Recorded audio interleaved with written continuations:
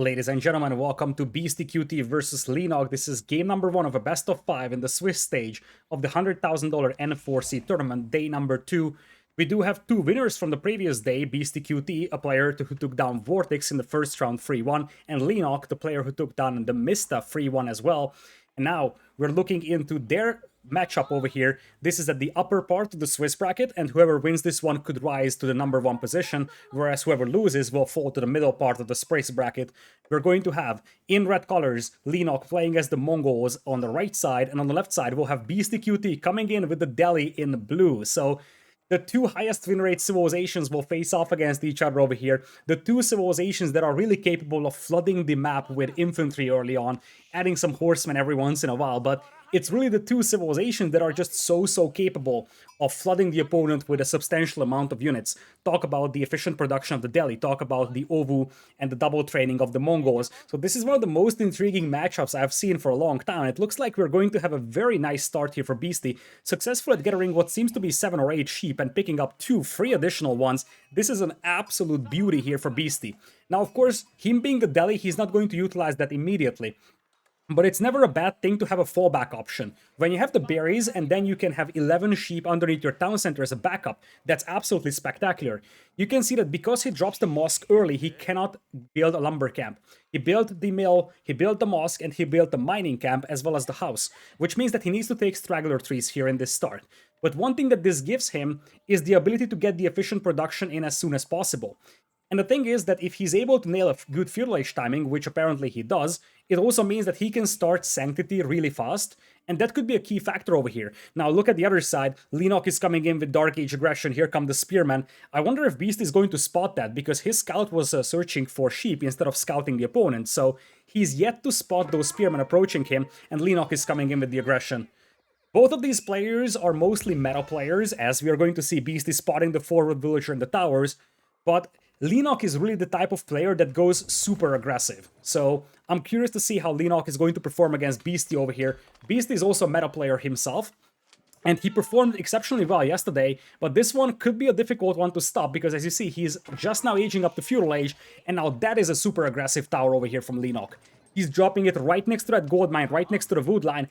This tower could easily just destroy the entire economy of Beasty here. I don't even know how he would recover from having a tower in the face of his gold mine. Look at that, he deletes the mining camp instantly. He wants to make sure that the Mongols don't get the loot bounty from it. The tower is going up. Beasty is abandoning his gold mine over here. A villager gets picked off by the Khan and the Spearman, and currently he has no response to that tower in his face. Leenock is bringing in some more spears over here for a grand total of what seems to be 6 or 7. He has no desire to go up to feudal age. You see, Leenock isn't even mining gold. He wants to go full Dark Age pressure, the power of the Delhi here, or excuse me, the Mongols. And the thing is that you probably expect the Mongols to go for Dark Age aggression, but this level of aggression is even considered super aggressive for Mongols. Usually you see 2 or 4 spearmen being used with a tower. When you see this many spears flooding around and you see that Leenock isn't even mining gold at the beginning, you know that this is gonna be a ton of aggression in Dark Age. Now, of course, Beast is going to readjust his villagers, but his backup gold mine is quite far away, and there is the second tower coming up. One of the important things to note, however, is that currently Leenock isn't able to get the arrow slits on those towers, because that's a feudal age upgrade, or well, more like an emplacement. But for now, Beasty could technically pull the villagers to the north and take down this tower, because no one garrisoned it, I believe. Villagers now being pulled back to the town center, Spearmen unable to pick it off. Or do we have any garrisoned units in that tower? It could be some Spearmen. Leenock needs to keep at least 1 Spearman garrisoned, otherwise the tower is defenseless. Feudal Age just now in for Beastyqt over here. He's dropping an archer range to try and respond to this one. He knows very well that he's gonna have to deal with those Spearmen first before he can take down the towers. Leenock, however, getting close to Feudal Age himself. This is the problem here for Leenock. He might have actually overextended on the aggression. We do have heart rate monitors below the players, I believe. That is one of the sponsors of the tournament. I think it's a smartwatch company that's delivering us those heart rate data. This is a clean feed received from the production crew in Berlin. And you see that Leenock is having 120 heart rate. That's actually quite a lot. And it's a steady 120. So he's definitely very focused. Versus Beasty, look at the calmness. 85 is not really bad at all. Now, of course, I don't want to spoil other sets, but I can tell you one thing. We have seen heart rates in the 50s today, so that's actually brutal. Anyways, going back into the game, archers are now popping out. You could see that Leenock tried to preemptively tower this wood line over here. He knows very well. Oops, that's the wrong scene that our production crew switched to. Hello, wrong scene. Production crew. What's happening? Looks like the overlay might actually be bugged or something like that. They might be restarting the overlay. Who knows? As I said, I'm receiving clean feed, which means that I'm seeing the very same thing as you do. So it looks like our overlay died for a brief moment. Oh, we're back on track. So on the way to Feudal Age is Leenock, and as I said, he tried to go for a preemptive tower on his wood line. He knows fully well that Beasty is gonna have to readjust. Now, Beasty was able to find an additional gold mine for himself, but I'm not exactly sure what he's going to do with that much gold, because he doesn't need to spend it on upgrades and he's not making any gold units, so at this point the best thing that Beasty can do with it is potentially just buy resources if he has a market. Now, as you see, there is one unit garrisoned inside the tower, and that guarantees that Beasty can't just rush it down with villagers, as Leenock is rushing up his Feudal Age with the Deer Stones, and now he's ready for phase number 2, the Horsemen. I love this move from Leenock, and if you look at his stone count in the top right, he has a ton of stone. And that means that he can pop out, I think, 4 horsemen with 2 double trainings, and that's going to be spectacular. I really love this combination here for Leenock. The idea for him is that he goes for a full Dark Age aggression. This basically guarantees that Beasty has to go for archers. He knows very well that Beasty's only response to this will be archers. But it also means that he is 100% sure that Beasty is going archers, which means that he can preemptively counter that by going horsemen. It's a very clever strategy here for Leenock. He does have arrow slits coming into those towers as well, so they will further deny access to that wood line. Berries are for now safe, and as I said, Beasty has a lot of sheep to fall back to once he runs out of berries, but one of the additional effects of this aggression is that Beasty is sort of pinned inside his own base, which means he can't really move out for the sacred sites or the additional berry patches.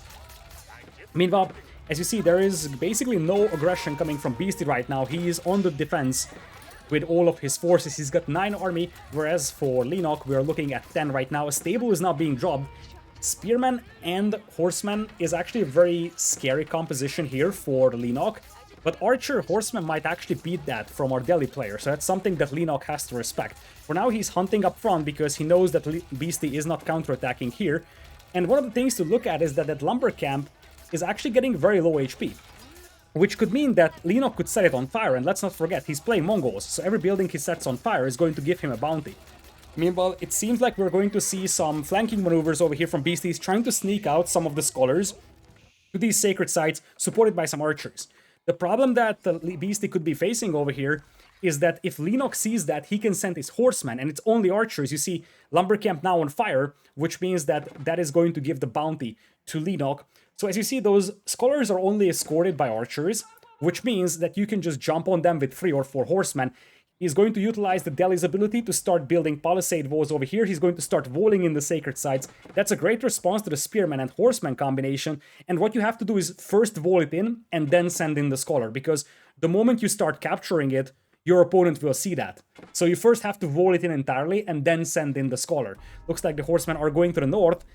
The push here slowed down a little bit here for Leenock. As you see, there is going to be the sacred site already captured.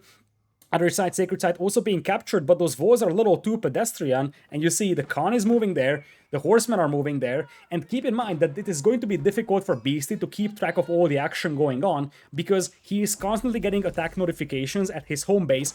Looks like the archers will try to rush up the walls, but that's just a distant dream here for Beastie. The archers will get picked apart, and that very expensive scholar is also going to go down. For a player that doesn't really have a lot of sacred sites right now, that scholar is expensive. So he's gonna have to mine the gold for those, or at least he had to mine the gold for those at the beginning. One scholar goes down, but in exchange, Beastie is able to secure the sacred site at the bottom. The middle sacred site is guarded by a tower, so that's not an option right now for Beastie.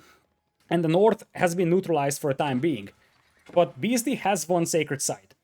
I think that's still the best thing that Leenock can accomplish. It's very difficult to deny all sacred sites from the Delhi over here. Archers inside will guarantee that the horsemen can't really do much here from the outside of those walls. And now Leenock is banking up some resources over here, so you gotta wonder if he's thinking about Castle Age potentially. Instead, he's launching an attack with the horsemen, and those lumberjacks are wide open for killing. There's absolutely nothing back at home to defend them, if I'm right. 20 army is there for Beastie, but some of that is at the bottom in the form of archers, and you gotta wonder if those horsemen could just massacre all those villagers on that wood line. Looks like there is the army for Beasty. He's sending all those horsemen towards the base of Leenock. Leenock might or might not know about that one because he's sending all his horsemen to the south as if he was looking for something. It's possible that he has spotted the horsemen leaving using one of his towers and now he's searching for them, but he cannot find them. In the meanwhile, you're going to have those horsemen hitting the base of Leenock from behind, and that could be a great spot to strike. If I bring out my marker, that's the Ovu. You can strike at that Ovu right away, and that's exactly what we're seeing over here. This is the first time that Beasty is able to hit the economy of his opponent, and it comes right at the heart of it. Being able to potentially burn down the Ovu could be massive, but it looks like Beasty's eyeing an even larger prize, and that's the berry villagers. The only negative aspect of this one right now for him is that his own lumberjacks are also a target right now for the cavalry of Leenock. So both sides will lose some villagers over here in this engagement, but at least Leenock has a barracks back at home to deal with some of those horsemen. And you see, now you're seeing some hardened spearmen hit the field, whereas on the other side, you're seeing those Mongol bonuses being utilized to perfection, being aggressive and burning down that mining camp while you still can. Looks like the efficiency of these horsemen are actually maxed out by Beasty. He's still killing villagers over here, running around with that horseman to try and divert the attention of those spears. And it looks like Leenock wasn't really focusing at his own base, because he's going to lose all of his villagers on that gold mine. I'm fairly certain Leenock was focusing on his own army, and he didn't even notice that all of the gold miners got cleaned up. Because the horsemen were just running circles around those spearmen, and they were so effective killing vills. Leenock is down to 29 as opposed to 37 of his opponent. Because while Beasty has been losing some numbers, he has been a lot more active running back into the town center. Behind this one, you also have a sacred site under the control of Beasty, and if I'm not mistaken, he's also capping the one on the north. Up north, there is also going to be some berries, 2 defensive towers out here for Beasty, but you gotta wonder if that's actually enough. Meanwhile, horsemen looking like they are going to take an engagement over here. Beasty has some forces back at home. Berry villagers will be expanded over here. Up north, the archers will finish the walls, and that is going to mean that the sacred site will once again be under the control of Beasty, and we're seeing something very similar to what we have seen yesterday. Against Vortex, Beasty also had a rough start, but he's just playing such a standard gameplay and just utilizing the strength of his civilization. Look at that micro here for a brief moment. That was such a nice little move here from Beasty. He spotted that there was a low HP villager and he was like, yoink, I'm going to take that. And that's exactly what happened. He's going to drop the House of Learning as we speak. And with that, now he's in a commanding position against Leenock. And Leenock started out so well. But Beasty, he is really the simplest player of all. He's just doing the very standard meta things, but he's doing it so well. But even the blessed players in the world have trouble fighting that, and now the archers are surrounded by the horsemen. Once again, Leenock is going to surround them by sending some horsemen to the outside, some to the inside, and ultimately all those archers are getting cleaned up over here. The best thing that Beasty can accomplish here is getting some spearmen killed, and if he does that, his horsemen could take a reasonable engagement, but there are just too many spearmen to fight against. Step it up, now being placed by Leenock over here as the horsemen arrive from Beasty. Beasty cannot take this fight right now. There is way too many spearmen to fight against, and this is not a fight that he wants to take. He had the sacred site for long enough, and he does have the sacred site at the bottom, so he shouldn't really force an engagement over here and lose his horsemen. Looks like he's trying to get some value for it though. He's trying to pick off some horsemen, but seeing the spearmen, he will call it a day and retreat. Final tally on the villager count is 42 versus 35, although of course with the Mongols you are going to have the Steppe Redoubt's power to make your eco a little more effective. On the other hand though, you of course have Beasty with the sacred site, so Beasty probably still has the advantage here economy-wise. He's burning down the tower in the middle, which will open up the possibility of him capturing that sacred site there as well. Now, one thing that Beasty did not do is burn down the towers close to his base. So those towers are still there, and you see the attack notifications going off close to his base. That's annoying, but right now it's not a direct danger. So Beasty is focusing on more important matters, like raiding, like actually contesting the sacred sites. He's ignoring those somewhat insignificant towers for the time being, and once again he's swooping in for a raid with the horsemen. He's going to find some value once again. There is one villager going down, a second could go down as well. There's only one spearman to fight, so this is a fight that you definitely take if you're Beasty. Focusing down the spearman will mean that the spearman is gone really fast. Looks like the horsemen are back on track, so Beasty is going to disengage from this one, but he's once again showing his opponent, hey, I'm here. And for a brief moment you can see on the right side of the screen, there was a scout in the stealth forest. Beasty is using that scout to make sure that whenever he's attacking those berry villagers or gold miners, there is no one back at home. And that scout over there is the MVP, because it is providing so much information for Beasty. Another lumber camp being burned down is also going to get some bounty going for Leenock, and you're seeing a battering ram come out here up north that is probably there to just take down the towers close to the base of Beastyqt. That's the only reason that I can imagine for it.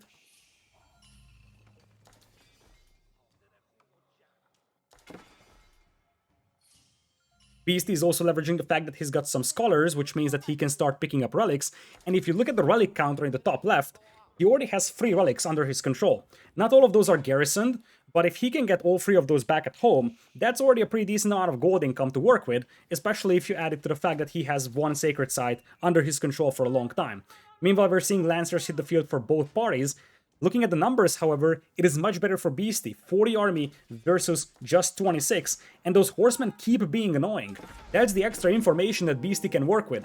That scout is telling him Vololo attempt up north, Knights will deal with that quite easily, so no chance for that conversion to happen. And finally that scout is getting cleaned up. I was just about to praise that scout and say, look, that's giving us so much information. The ram gets pushed back for a time being with the horseman, but that's just a temporary thing. That ram is going to take down the other tower without any problems. Horseman still guarding the relic, now men-at-arms hitting the field for blue player Beastyqt. And Beastyqt still has the horseman over here on the other side of the map, but one thing we also have here is Lancers for Leenock, and he's getting some villager kills over here. Not all villagers can fit into the tower, and that means that Leenock can finally retaliate for those villager losses previously. We're seeing some crossbows hit the field, which will make it much more difficult for those Lancers to be effective, though, for Leenock. And there is gonna be so many knights going down over here, and more importantly, the horsemen and the lancers are back. This is what I was referring to. Every once in a while, Beastyqt is coming in with that raid, and he's just going to pick off 2 or 3 villagers. This time around, Leenock is ready. He's got dozens of men-at-arms back at home here, supported by spearmen, and now his horsemen are burning down the battering ram as well. Behind this one, Beastyqt still has a small eco advantage. He's burning down that tower, however, so now the front of his base is clear. He's bringing in the relics as well. But the numbers are growing quite steadily for Leenock, and you're seeing a lot of men-at-arms out there, and now the villagers of Beastyqt are wide open. Beastyqt probably wasn't expecting the horsemen to be here, and that's going to be a tremendous amount of villagers lost. The Khan can pop the speed arrow so that the horsemen have an easier time pursuing, and that's exactly what we saw just a couple of seconds ago. Khan also very effective being a castle age unit now, so it's doing quite a lot of damage himself, but the horsemen will be able to poke away with a couple of villagers. Not all of them were lost, which is definitely a positive thing for Beastyqt, but with those Lancers returning to the berries, once again a couple of villagers could be taken down over here, and you get the feel that now Beastyqt's eco is getting torn apart, because everywhere you look, you're seeing raid after raid by the Mongol player, and we haven't even seen the main body of the Mongol army, the men-at-arms and the spearmen, arriving to the front. Beastyqt is still active trying to capture sacred sites, and he does have the horsemen and the knights trying to fight off those men-at-arms. I think he detached 1 horseman to distract the men-at-arms and send the rest of the army to go for a raid. Once again, Knight could get some villager kills over here on those soon-to-be hunters, as it looks like Beastyqt is moving across the map with some healers, some men-at-arms, and the crossbowmen. Crossbowman is not something that Leenock has a direct answer to, but if he has improved siege engineering, he could make some mangonels against this one. If he doesn't have that, he could be in trouble, though, because the crossbows could just massacre all his men-at-arms, and here comes the cavalry. Once again, the horsemen and the knights will do some damage over here. 1 or 2 villagers gets killed, but the most important thing is that it acts as a distraction for Leenock, and now the crossbows are pursuing that army up north. That is an army that cannot fight the one from Beastyqt right now. 60 army versus 39 right now between the 2 players, and this is going to give a window. What are those scholars doing? They are overextending a tiny bit over here. They were just outrunning their teammates, and ultimately almost got picked off by the enemy. If Leenock turns around, he could have killed those scholars. Now the first mangonel is out, and this is the moment where those crossbows could have a harder and harder time. Beastyqt once again returns for a raid. This army is just haunting Leenock's eco. It's getting raided left and right simply because these forces are just doing their best. Every time that Leenock isn't looking, they return. And look at the move from Beastyqt. He was able to even get them in between the town center and the gold mine, so that when the villagers try to run, they would just bump into knights. And it looks like Leenock isn't even noticing those villagers getting killed. That's getting very concerning for him, because he's losing villagers left and right. That villager indicator is showing 46 at this moment, but with the crossbows arriving, that's just men-at-arms on the battlefield. I think Beastyqt will get away with a couple more kills. Leenock down to 43, and that is a lot of gold miners lost as well. Meanwhile, up north, Leenock is focusing on the battle over there, but suddenly, Beastyqt is possessing an 11 villagers lead, 4 relics, and also 1 sacred site. Up north, you're going to have the sacred site neutralized, so now Beasty only controls one sacred site, but also 4 relics, and he's got an 11 villagers lead. This is going to be a big push from Leenock, but if this push fails, he's gonna be in trouble. He's making Springolds preemptively to try and battle the Springolds of the opponent, and for a brief moment you could see a Siege Workshop garrisoned with a Scholar for Beasty. That's going to be there for efficient production of Springolds. Villagers reacting a little slowly to the Mangonel fire. You're going to see 3 of them being taken down, 4 of them being taken down, and now the towers are exposed. Beasty's trying to get his own Springolds on the battlefield, but that's gonna be difficult against Mongols. But if there is any Siege Workshop that can do it, that's going to be the Delhi Siege Workshop.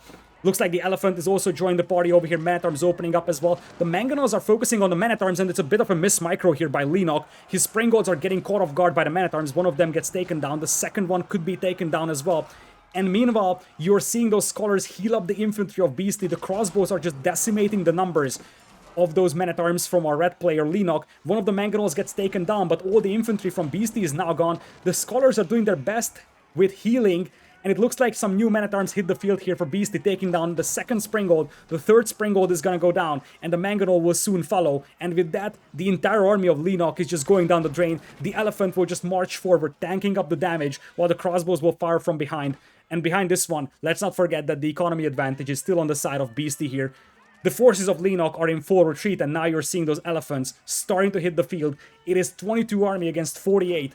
100 population for Beasty versus 67 of Leenock. Leenock was one of the sneaky candidates to win the entire tournament, and Beasty is showcasing how powerful he is.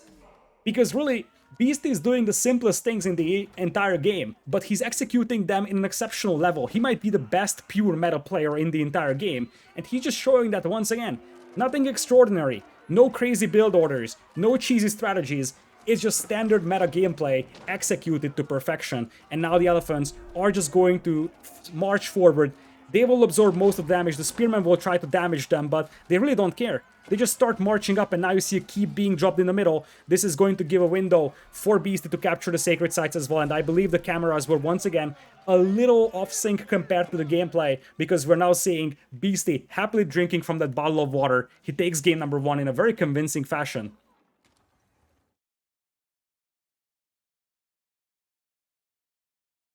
So looking at the civilizations here for a brief moment, you're going to have Beasty taking game number 1 over here.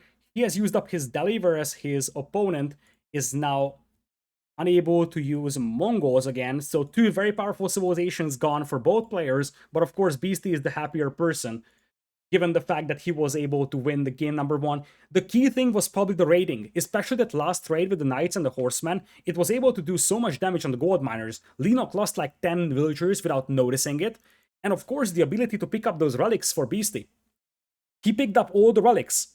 He had 1 sacred site consistently, and that just gave him so much resources that he could afford 3 or 4 elephants. And after that, it was just very difficult for Leenock to fight, and the key fight at the end of the game.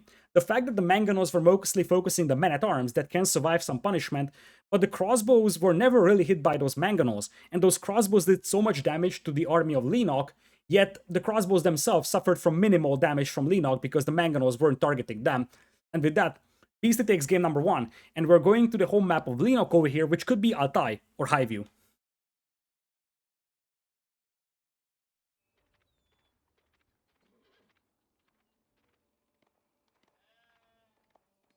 Welcome back to Beastyqt versus Leenock. We are going into game number 2 over here. Spawning in on the left side in blue is going to be Beastyqt using the Holy Roman Empire, and Leenock will have his Chinese on the right side in red. The map is Altai. This is the first home map of Leenock here. A map where Chinese is a very popular civilization pick, whereas for Beastyqt's Holy Roman Empire, you definitely see the intrigue in this civilization, but there is a couple of asterisks that you have to attach to the HRA being used on this map. So the first thing that you have to consider is that the HRA is a great civilization when it comes to getting to Imperial Age fast. And that could be a power spike that's difficult to handle for many civilizations. That's a power spike that gives you access to bombards, Imperial Age infantry, and whatnot. And that's something that you can use to snowball a game. Especially on a map like this, where you do have... wait a minute, is the map bugged? I'm just now noticing. Look at this.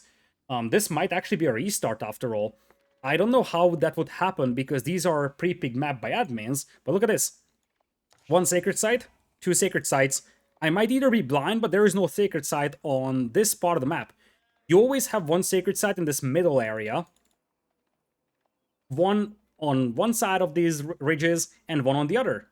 And there's just no sacred sites on this side over here. There should be one over here. That's a little weird, and that could actually affect the game quite heavily, especially because this sacred site at the bottom is something that's much more accessible for Beastyqt. So I'm not exactly sure if this is exactly the seed that they wanted to use, because to me this map feels weird. I'm not necessarily saying it is unbalanced, but it's actually not a spectacular seed. That's at minimum. This being said, as I said, one of the things with the HRE is that they are very good at getting to Imperial, and this is something that could be difficult to handle on a map where it's about one direct push. However, there's a factor as well that we need to consider. If both players get to Imperial, then the Chinese will have a way better unit composition. Chinese is an absolute late-game juggernaut, great economy, but also spectacular unit composition. And one of the things with the Holy Roman Empire is that the real power of the HRE is their economy. When it comes to army composition, is going to be way inferior compared to the Chinese, especially if the game goes long. Aachen Chapel being placed right now by Beastyqt, dropping it close to Lumberjacks and the Food Gatherers. This is something that I mentioned in the previous cast I did on his games. He loves to put it close to the wood lines and the hunts, simply because in his perspective, this is something that I heard specifically from him when I talked to him about this one, he prefers to drop it close to the food and the wood, simply because this way, he's going to have both of those boosted. But in terms of the gold mining, he's going to rely very heavily on the Regnitz Cathedral anyways, so it's not really a necessity. It's not really a necessity, that's what I wanted to say. Meanwhile, you could see for a brief moment that Leenock was quite successful gathering all the sheep from the map. He has had at least like 15 surrounding that mill, and of course that mill also has some hunt nearby, so that is a spectacular mill spot for Leenock, and it's going to be a great long-term food source for him. Meanwhile, for Beastie, for now, he is just taking his sheep, whereas on the other side, as we discussed, there is already a mill out on the hunt. If you're supervising that mill, you're probably taking the hunt right now, and you're saving up the sheep for later. Imperial Academy coming in from Leenock is a clear sign that he's not expecting aggression from his opponent. If you are afraid of any kind of aggression coming your way with the Chinese on this map, you drop the Barbican on the Sun first. The fact that he's dropping the Imperial Academy means that he is not expecting any aggression to come his way. And that's going to be a key factor.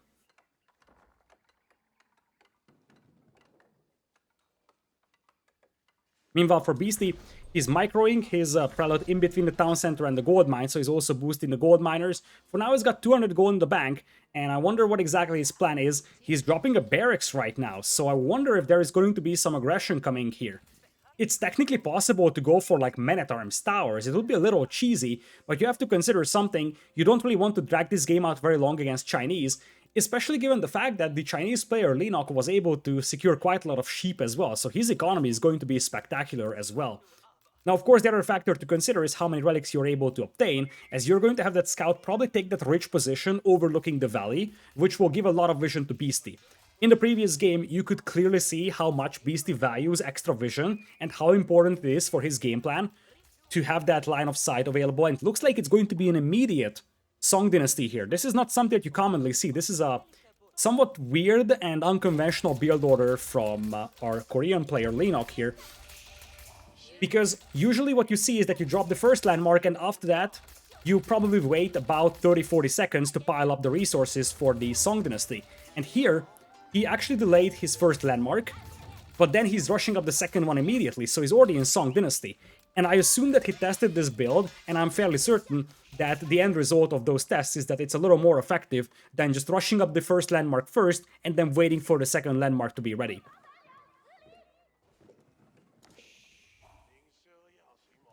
For now, he's taking the sheep close to that mill, which is a little surprising, because you still have some deer carcasses nearby, but it's not really a big deal at this point. He's got 2 Imperial officers, and he's dropping a barracks and a stable now.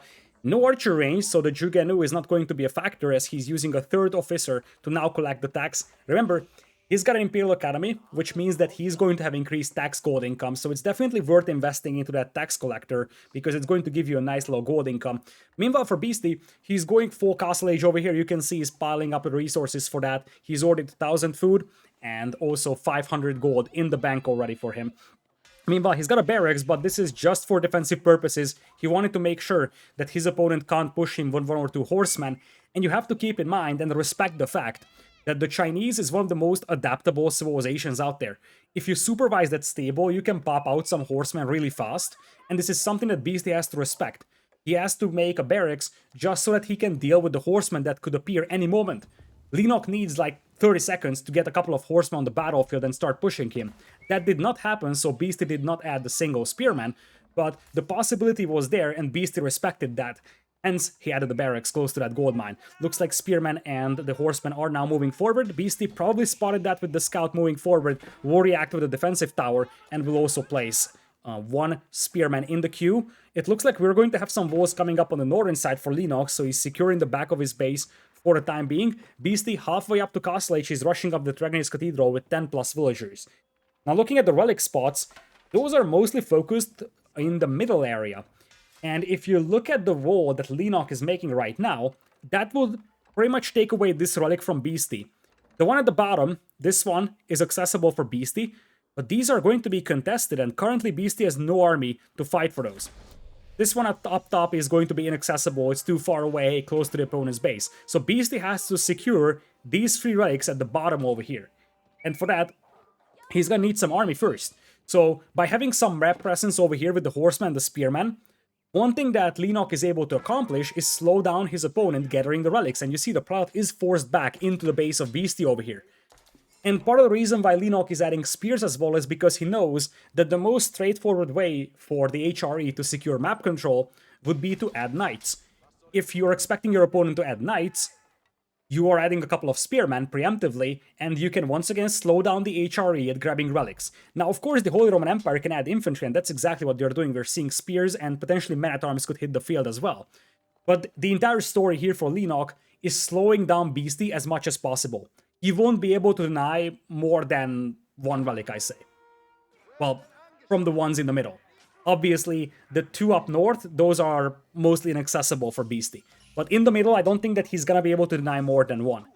But the most important thing right now for him is that he's delaying his opponent a lot when it comes to gathering relics.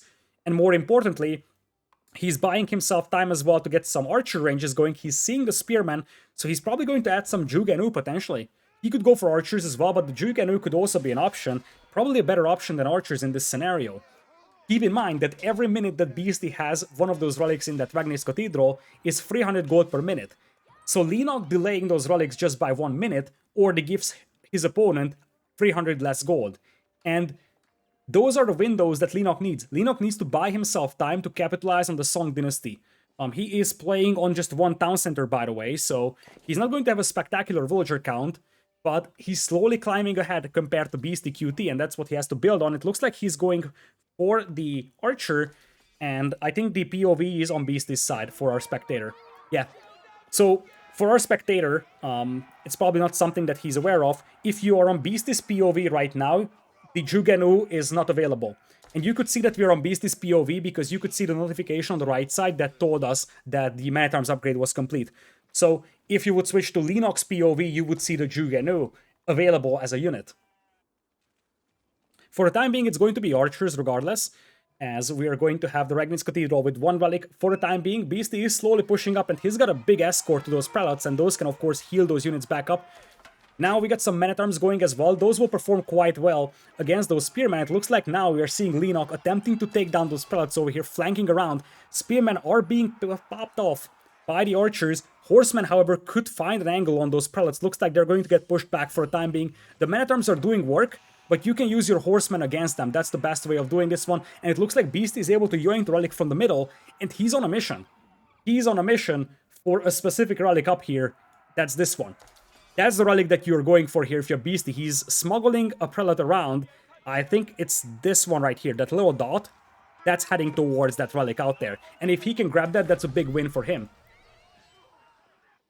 Meanwhile, for Leenock, he is still in Feudal Age over here. Now he's got 2 archer ranges, 1 stable, 1 barracks, but he's got no direct answer to those men-at-arms, and that's going to be concerning. Especially once those men-at-arms get the 200 weapons upgrade, which will make them more effective against light units like the spearmen and the archers. Or if Beasty is grabbing the defense upgrades for the pierce armor of the archers, which is something that he's doing right now, you can see the upgrade being researched is marked by that circling golden glow. around that icon, and that's the range defense upgrade that you're seeing over there for Beasty. Meanwhile, for Leenock, he actually prioritized blacksmith upgrades a lot. He's got the melee attack, melee defense, and ranged attack upgrade as well. Also has gotten wheelbarrow and the lumber camp upgrades, so ton of eco upgrades, ton of military upgrades already in for Leenock.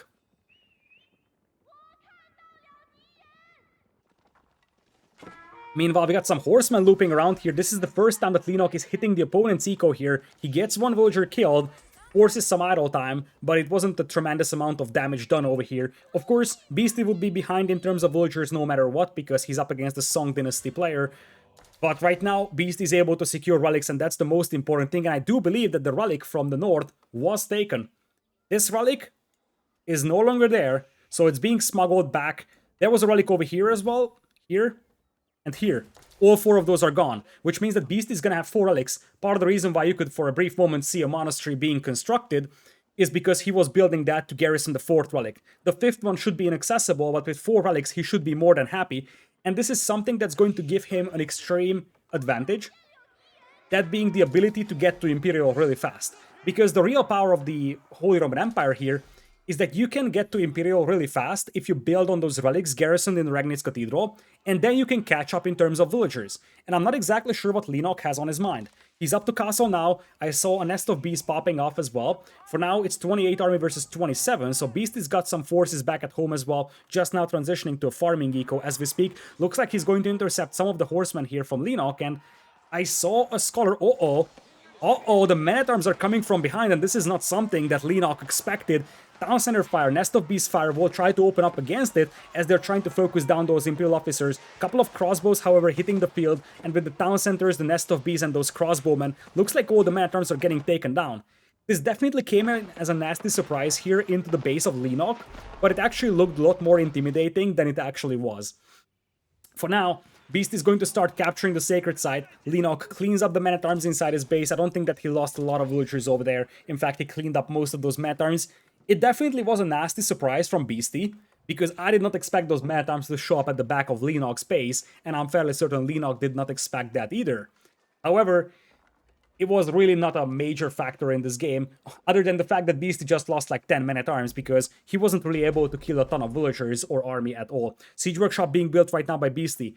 He's respecting the fact that the Nest of Bees are coming. He will pop out 1 or 2 Sprengles as a response, but he's getting ready to go into Imperial. He now has the resources to drop the Palace of Swabia, and I'm fairly certain that he's going to drop it close to one of those gold mines. Where is it at? It's actually being dropped at the back of that wood line, which is a somewhat surprising spot.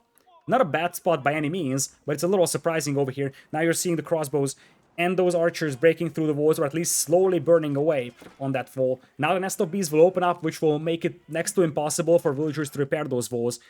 The tournament rules don't allow players to build stone walls in Feudal Age, but they do allow in Castle, so Beasty could play with stone walls if he wanted to now that he's in Castle Age. The problem that he's facing is that now he doesn't have an army, and you gotta ask yourself the question, was it a good thing to throw away 15 men-at-arms inside the base of his opponent? Because currently those 15 men-at-arms are much needed. As you see, Leenock is now opening up the fight over here. Leenock knows very well that his opponent is up to Imperial. Beasty just reached Imperial, so it's becoming a now or never situation for Leenock. He needs to start doing damage, because if Beasty starts grabbing those Imperial Age upgrades, it's going to be next to impossible for Leenock to fight this one. Nest of Bees crawling closer and closer. One of the barracks being burned down. Emergency repairs popped at the last second by Beasty. Very smart use of the ability here to get the emergency repairs in. Leenock is going to adjust his attack on the other barracks, but this is buying precious seconds for Beasty. Since we're on the POV of Leenock, we don't see what Beasty's planning behind this one. He's got a siege workshop, so Springboards could pop out any moment. And if you take down the Nest of Bees, you could get rid of that infantry very fast. A lot of the farming eco here from Beasty is getting burned down, however. A mangonel can be seen next to the Regnitz Cathedral, so there is some firepower now here for Beasty, and he's going to try and take down that infantry over here. Beasty now calling off his forces here, seeing the infantry charge in. He's gonna have to repair that mangonel because that's a much needed weapon for his survival. Spearman will charge on the mangonel. Second mangonel pops out as well, unleashes a volley on top of those spears, and the villagers being pulled to repair the mangonel will keep it alive. Now the archers are catching up, trying to deal with the infantry of Beasty, but they'll be met with mangonel fire as the Nest of Bees also open up over here. Army is just getting decimated here because the town center has been continuously shooting at those units from our red player, and slowly but surely you are seeing the momentum decrease here for Leenock, especially with that nest of bees being taken down by the infantry. 2 mangonels still alive for Beasty, and he's making a hold here. Also, Culverin has been added. You can see that next to the Regnitz Cathedral, that Culverin is just such an effective weapon as an anti-siege weapon. And you're also seeing some Landsknecht that hit the field. Those will be greatly effective against mass crossbowmen and spearmen. No more archers on the battlefield for Leenock, and the appropriate response to that for Beasty is indeed the Landsknecht. He's trying to cut off the reinforcements, while the mangonels are still popping away at those crossbows. Crossbows heavily decimated, they will be forced to retreat, and if you look at the villager numbers behind this one, Beasty even has the lead now with the Regnitz Cathedral and the Palace of Swabia, powering his economy, and with that, this is a really difficult scenario for Leenock to be in. Beasty's got only 63 food per minute because half of his farming eco was rampaged, but Leenock is going to tap out. He knows very well that it is over. Beasty has the economy lead. He's got 4 relics, he's got the Palace of Swabia, and Beasty, look at that smile on that face. He knows very well that that hold was difficult. It was a very difficult hold to make, but he managed to make it happen, and Leenock is fully aware that One Town Center Song Dynasty is nowhere close to what Beasty will have with 4 relics and the Palace of Swabia. Beasty, key hold over here, great micro, and once again we can just go back to what I said before.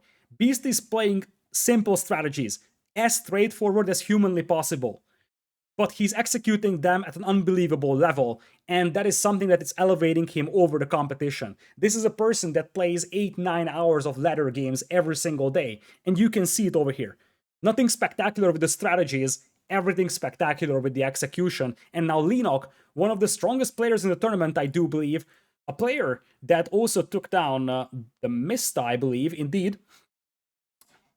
He's now down 2 games over here. Beasty is up 2-0. We'll see what Leenock can do on his second home map, which is going to be massively different from Altai. We are going to Highview for game number 3.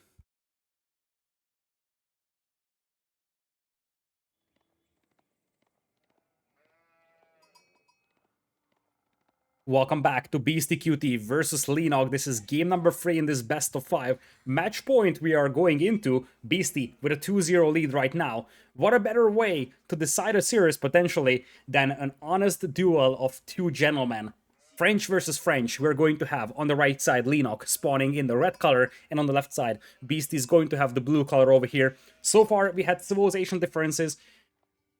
So far, 2 victories for Beasty. Now we have a mirror matchup, which is all about the skill. We've discussed this multiple times. French is probably the most punishing mirror of all.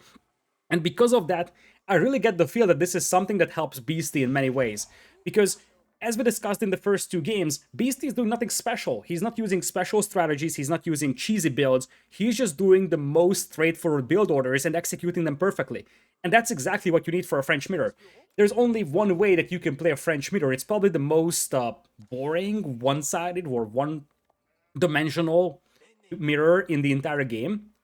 But you need crystal clean execution for that. And that's exactly what Beasty had so far. Now, Leenock is also a very good micro and macro player out there, so he definitely has his shot at this one. But based on the first 2 games, I really get the feel that this is something that is favoring Beasty over Leenock here. One of the things to look at when you're looking at a French mirror at the beginning is how many scouts the players are playing with. Because there's a trade-off that you are taking when you're adding an extra scout in Dark Age. You're going to delay your feudal age, which is going to impact the time at which you start making your knights, but you can get something very valuable with it, that being the sheep. If you can bring in some extra sheep, that's going to give you more safe food to work with, and that's an important factor in a French mirror. Because if you're fighting very actively with knights, you can't really afford to have your villagers walk out to exposed berry patches or exposed hunts. And because of that, adding that extra scout could actually give you some extra sheep to work with, which provides a lot of extra safe food. And as you see, there's a second scout added by Leenock, if I'm correct. Beasty, on the other hand, seems to be working with just 1 scout, or at least I can't see the second one on the minimap, but he's able to collect quite a lot of sheep over here, so far the second scout investment for Leenock did not pay off. It looks like there is 13 villagers for both players, so there's a second scout for both. Indeed, there is the one for Beasty. And for the time being, it looks like it's a rather even distribution of sheep between the 2 players. Beasty might have gotten a slightly better deal of his 2 scouts, but really, the difference is very small.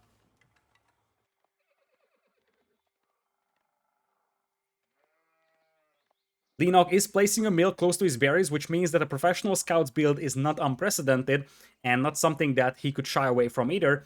Whereas on the other side, you're going to have that mill placed as well for Beasty, so it's very possible that we're going to see two professional scouts builds being utilized over here. Now the map is actually as symmetrical as it is humanly possible. Look at the location of the hunts over here. You have two hunts on the far right side, those belong to Leenock, and two hunts on the far left side, those belonging to Beasty. Now, neither of those are going to be accessible for the opponent, so it is next to impossible for either of these players to take away the enemy hunt over here. So when you're going for professional scouts like this, we can pretty much chalk in 14 carcasses for both players, unless for whatever reason one player is really slow carrying those in, and he gets his hunts or his scouts exposed to the enemy knights.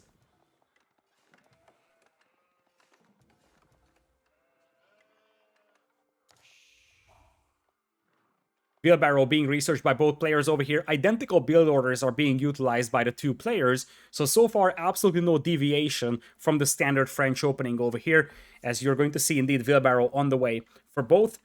Both of the players are keeping a substantial amount of villagers on gold, which means that we're going to see some knights, potentially professional scouts as well from both players. Beasty is using 3 villagers to build his school of cavalry, whereas on the other side, I would think that Leenock is using the same amount, potentially 1 more or 1 less.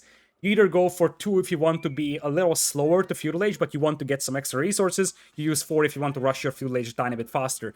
Bit of an aggression coming in here from the scouts, and this is a good move from Leenock, because he's not going to be able to kill a villager here. Beasty will pull that back to the town center without losing it. However, you're going to force some idle time on those villagers, and even that is a significant factor, because some idle time on the gold miners means that it's a little more difficult for the opponent to afford knights. And that is something that we could see as a factor into this game. Looks like Beasty's pulling back his own scouts over here to defend. You can see the blue dots converging upon his base on the minimap. And it looks like it's a fast blacksmith build for Beasty. With the French getting the melee attack upgrades for free, that will give him a slight edge in the Night Wars. And I do believe one of the scouts here for Leenock is trapped. Indeed he is.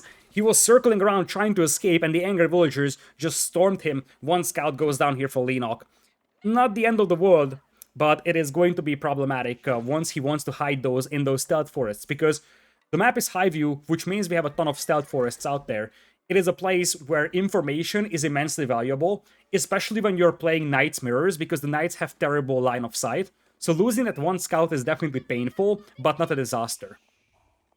Professional scouts is coming in for Beasty, not for Leenock, however. So there is the first deviation in the build order of the two players. There is professional scouts for Beasty, and it looks like he's coming in with the first knight trying to hit the gold mine of the opponent. That's your jackpot target when you're playing in a French mirror. You want to hit the opponent's gold mine. It looks like Beasty had some food issues here. You could see for a brief moment that he had to drop off the food manually, because otherwise he would have had no food to make villagers with. So, bit of an issue over there in the food department. First knight coming in here for Leenock will force off the lumberjacks of Beasty for the time being. Scouts, look at that, they actually fight back over here. That's a little surprising over here. He gets a couple of hits in, he will fall back to the town center. He probably knows that Leenock doesn't have the chivalry upgrade just yet, so even damaging that knight is actually something that could be valuable here. Meanwhile, the gold miners are safe for Leenock. He's sending more knights forward, and because Leenock is not going for professional scouts, he's able to add the second stable much faster. And this is the risk that you're taking when you go for professional scouts in a French mirror. If your opponent is actively pushing you with double stable knights, you will be outnumbered, and now Beast is unable to finish that second stable over here. Leenock will probably have way better knight numbers. That's the wrong overlay, and now that's the correct one. 5 to 5 is the military numbers right now, but you should see Leenock pulling ahead a tiny bit. Beasty will be able to finish that stable now, but he has been unable to ferry in any carcasses up until now. And that's a problem. Leenock is doing an exceptional job pushing the northern side, making sure that Beasty isn't able to access those hunts. And since both hunts are so close to each other, it's very difficult for Beasty to sneak out some scouts and carry the carcasses in. So far the investment into the professional scouts upgrade did not pay off at all for Beasty. Looks like Leenock is able to pull away a knight with 2 HP, very valuable out there, because with the chivalry upgrade, he's going to be able to heal those back up to full HP, and it's all about those knight numbers. You start falling behind in knight numbers, you will start losing map control, you will start to get raided, and you're going to be in trouble. Two more knights moving in here for Leenock. Once again, he's the aggressor. He's also trying to get those scouts killed. Beasty will probably have to drop the carcasses here and save the scouts, but that's not something that he's paying attention to, and he is going to lose one of the scouts over here. The second scout drops off the carcass, gets away, and the third scout will probably have to do the exact same thing here, while Beasty is also microing his force on the right side. Carcass indeed gets dropped. Carcasses are getting closer and closer to that town center, but at this point, you get the feel that Leenock is in a much better position right now, because he's coming in with the knights, he's about to hit the gold miners, and the moment one player loses access to the gold, it's a snowball from that point, and that's exactly what we're seeing. Beast is going to have trouble accessing gold, which translates into trouble accessing knights, and from that point on, it's going to be a pure numbers game. Currently, 8 versus 8 is the military number. Beasty trying to sneak out for those carcasses, but it looks like the scout carrying the carcass is gonna get taken down. There's only one scout remaining for Beasty, and I think he's about to starve. He is out of the food underneath the town center. He's going for the berries. There is serious troubles over here for Beasty now. He's struggling to access the gold because it is getting attacked every once in a while. But the bigger problem is that he's struggling to access food. And because Leenock is the one that has the map control, because he's the aggressor, he has a lot more safety if he wants to move out for the hunts. He did not do that so far, but right now Leenock is the one that has the window to potentially go for his hunts with the villagers without professional scouts. This is going to be the first carcass that Beasty will be successful ferrying in.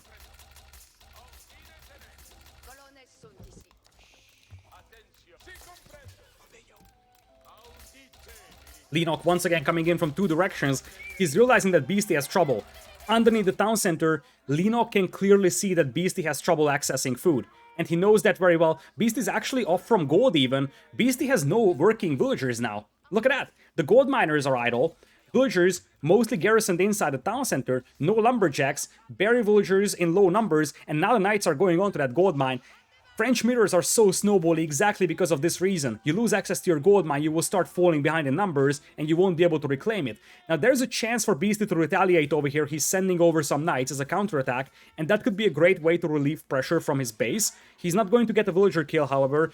Leenock's reaction was rather swift, and this way, it's not going to be possible for Beasty to get any villager kills, and now he's starting to get some woes going. This is the classic Beasty playstyle. A lot of woes prevent the opponent's movement, and this is a playstyle that I really like. If I played high level, which I absolutely don't do, I don't even play low level to be honest, but I'm definitely closer to low level than high level.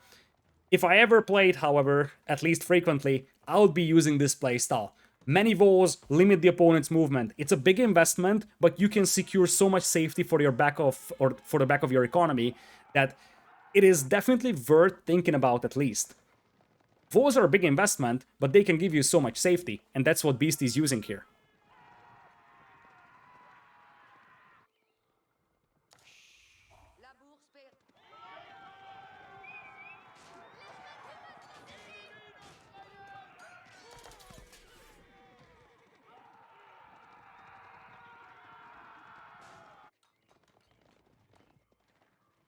Looks like the knight numbers are steadily increasing for Leenock. He's up to 17. Beasty still at 11.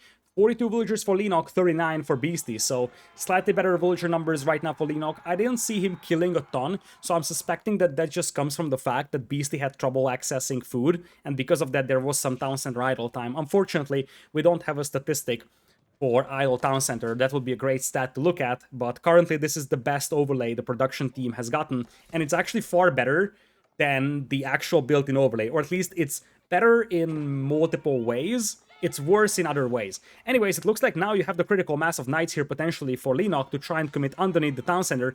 Beasty has the numbers, however, and Beasty is now coming in to retaliate.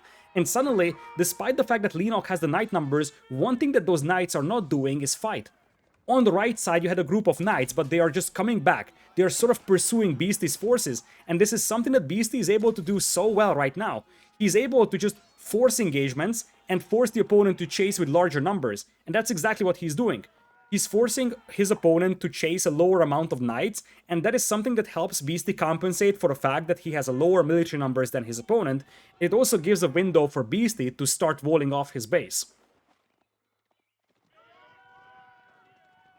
Meanwhile, Leenock is aware of the fact that he's got better military numbers, as this could be a huge trap over here. Knights have low line of sight, so Beastyqt did not see this coming, and that is going to be a beautiful surround by the Knights of Leenock. He's realizing that Beastyqt only has 5 Knights, so there is no point pursuing with 20, although it seems like he wants to corner them, and that's exactly the case, but that's a risky move because all the forces of Leenock are pursuing just 5 Knights, and this is a window for Beastyqt to try and kill some villagers, and that's exactly what you do. You should fight the Vills here, not the Knights. Ignore the Knights because you can heal up your own later, just focus down the Vills. That's exactly what Beastyqt is doing, and that's the reason why that force being sent to the north is so impactful here for Beastyqt. He's able to distract so many Knights from Leenock, and you see, 20 Knights chasing 2. That's the dream scenario for Beastyqt, because behind this one, he's slaying the villagers of Leenock left and right. Just a couple of moments ago, Leenock was up by 3 or 4 villagers. Now we're talking about a 10 villagers lead for Beastyqt. Leenock really tried to clean that army up of his opponent. Leenock wanted to fight, and Beastyqt did not. And that's the key thing here.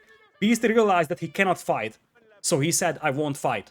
Instead, he went in for the raids, and now he's playing from a position where his economy is much more powerful.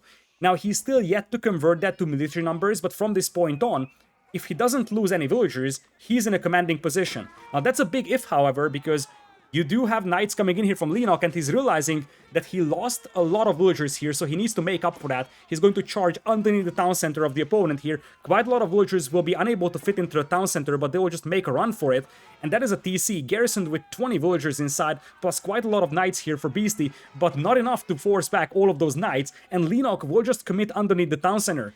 He knows very well that he needs to get some villagers killed, and that is exactly what he's doing. And now the lack of numbers for Beastyqt is showing, because no longer is he able to just distract his opponent. Look at that. Villagers running to the other side of the wall, but they are greeted by some more Knights over here. Absolute slaughter over here. Beastyqt has nowhere to go. He's getting some raiding damage done on the other side of the map, so Leenock is also losing villagers, but Beastyqt is about to lose his entire eco. And with that, probably game number 3 as well. Both sides actually losing a tremendous amount of villagers, but Beastyqt is losing them at a much more alarming rate. You see those villagers have absolutely nowhere to go. They're trying to make a run for the town center, but it's just a little too late. Beastyqt is down to 27, now Leenock is up to 37.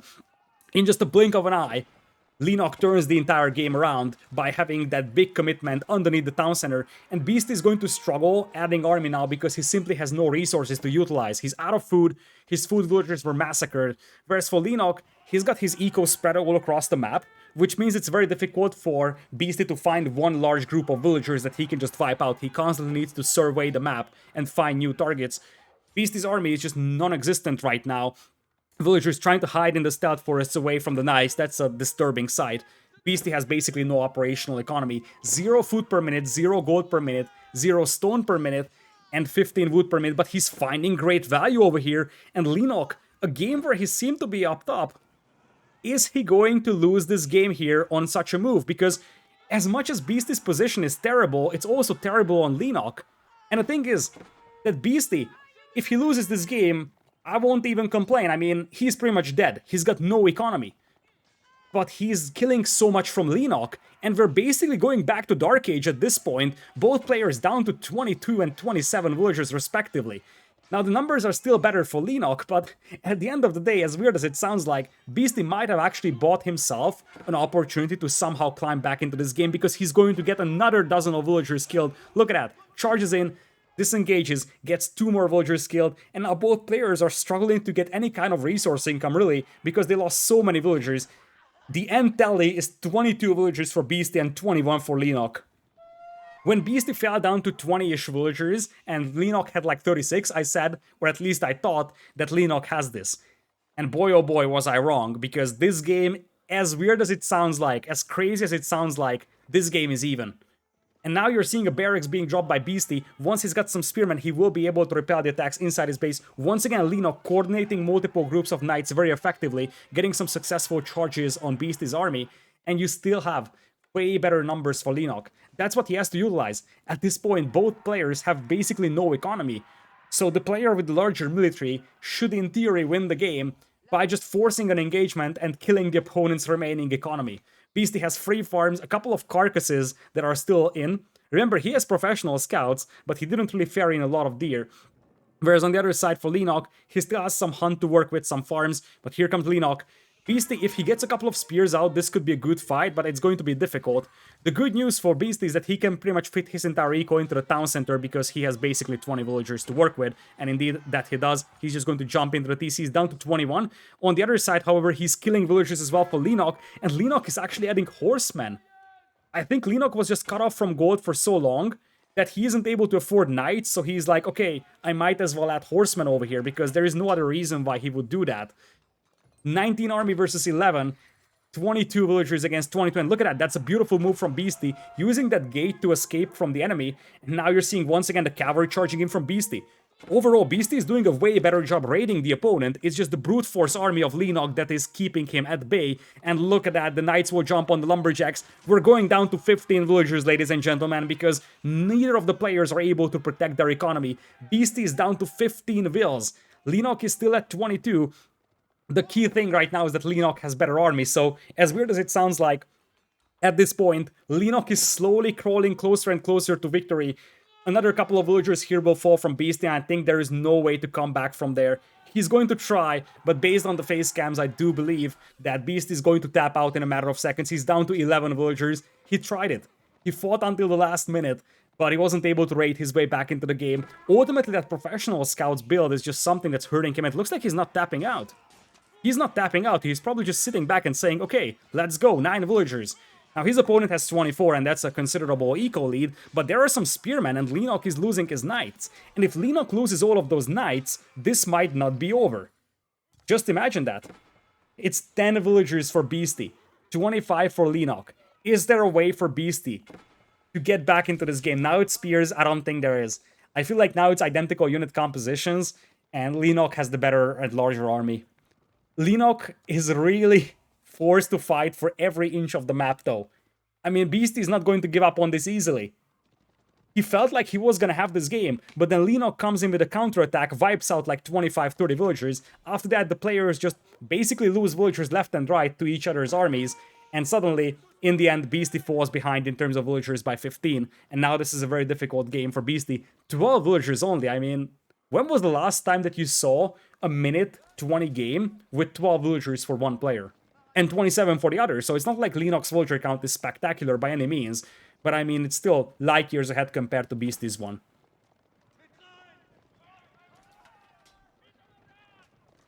Now, one thing that Leenock doesn't really know is how many villagers Beasty has, and that's actually an advantage for Beasty right now. Beasty is sort of trying to hide the fact that he has basically no functional economy. He's going to try and focus down the spearman with the town center, but I think this is a fight that Beasty cannot win, and I wouldn't be surprised to see him tapping out after this one. He's once again going to save the knights using the palisade walls over here, and Leenock might actually try to burn himself through this one. On the right side, once again, Beasty starts coming off with a couple of villager kills, and as you see, a couple of units will take some damage here for Leenock as well. Beasty's trying to micro those knights using the gate as a shelter, trying to fall back behind when he's getting outnumbered, and that's exactly what he's doing. Look at that. He's trying to dive in, get some good charges going, but now he taps out. He understands that at 16 villagers, there is nowhere to go for him. Leenock takes game number 3 over here. A bittersweet victory, I would say, for him, because this game was a disaster for both players in many ways. Beasty lost a tremendous amount of villagers, but it's not like Leenock dominated the game. In fact, it looked rather grim for Leenock for a long time. Then he commits against the town center, which was the right decision. Realized that his opponent doesn't have the army to fight this. Realized that only 20 villagers can fit into the TC. And he did a great job just massacring all those villagers fleeing to the south. After that, however, he wasn't able to address those raids, and he was at 36 villagers versus 22 when he started suffering serious casualties as well, and suddenly you found both players at 22 villagers.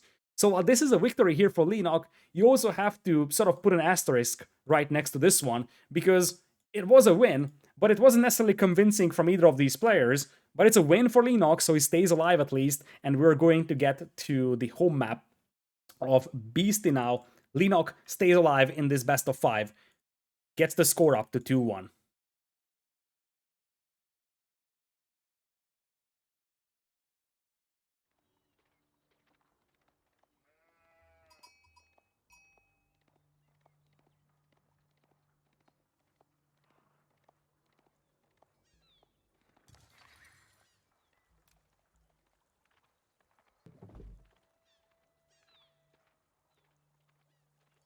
Welcome back to Beastyqt versus Leenock. Still match point for Beastyqt. We are going to the first home map of Beasty, which is Mongolian Heights, spawning in blue colors up north. You're going to have Beasty playing as the Rus, and down south it is going to be the Holy Roman Empire in Leenock for red. Interesting civilization matchup over here because the HRE is not necessarily a civilization that you commonly associate with this map. However, in general, HRE having a very powerful economy is something that you shouldn't really underestimate. On the other side, of course, we'll have the Rus, so we do have a race for the Predators across the map over here. You're trying to aggro as many Wolves as you can, and of course you're trying to take down the Huntables here. Now, given the fact that Beasty is opening with a dock here, that means that he has no hunting cabin. And if he has no hunting cabin, he has to add the second scout from the town center. Looks like Leenock was successful aggroing 2 Wolves over there, also successful gathering the sheep from the outer rim, although Beasty himself was able to get quite a lot of sheep for himself. One of the more underappreciated factors here on this map for the Rus is that the sheep each deliver 5 bounty gold as well. So in the long run, you can also get some gold from those sheep. So since you have a ton of sheep left on this map all across, especially on the outer rim, you can sort of make a run for those sheep as well, and that's going to be some extra gold to work with in the long run.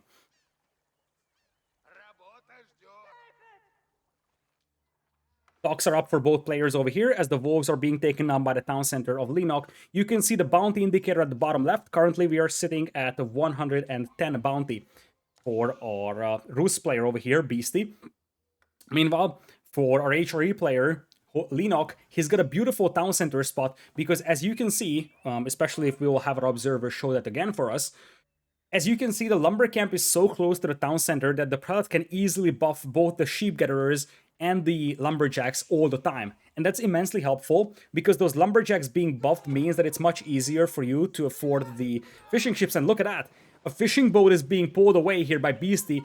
Very clever move. This is a move I love. He realized that his opponent wants to wall off this crossing. What's your reaction? Send your fishing ships there. What can they do against it? Nothing, right? And here is the magical thing about this one for Beasty. He can keep those fishing ships over there because he doesn't have to drop off the fish. He can just stay there with the fishing boats forever because he can still fish with them. It's not like they're idle. They are working just as good as they would back at home. And as you see, right now, the HRE player is sending out villagers to gold. It looks like Leenock might have a slightly unbalanced eco over here because he's just now sending vills to gold and he is going to have to collect 200 when he already has quite a lot of food in the bank. So I wonder if the eco is a little unbalanced over here because an unbalanced eco would slow down his feudal age and that would be a disaster against the Rus player.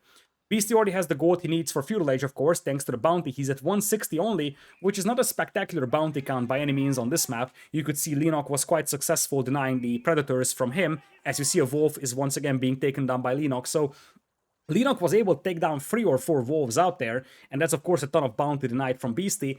Of course, the most important factor that you have to consider with the bounty is whether the player, the Rus player, is able to get to tier 2 bounty, because 15-20 extra gold is nice, but it's not an incredibly important thing. What is important is if you get that tier 2 bounty, which will give you an additional food getter rate, which is not something that Beasty has right now. Feudal age on the way. For our blue player Beasty, he's dropping the golden gate as we speak. And on the other side, you're going to have Leenock probably dropping the Aachen Chapel in a matter of seconds. In theory, you can play around with the Minewerk Palace on this map. I think we have seen 3DB doing that, but I would be very surprised if that was part of the plan here for Leenock, so I'll be a little shocked, to be precise, if we saw a Minewerk Palace, but it's not unprecedented. We have seen players messing around with that, but instead, Leenock will drop the perfect Aachen Chapel, affecting his lumberjacks, the gold miners, and the sheep villagers as well.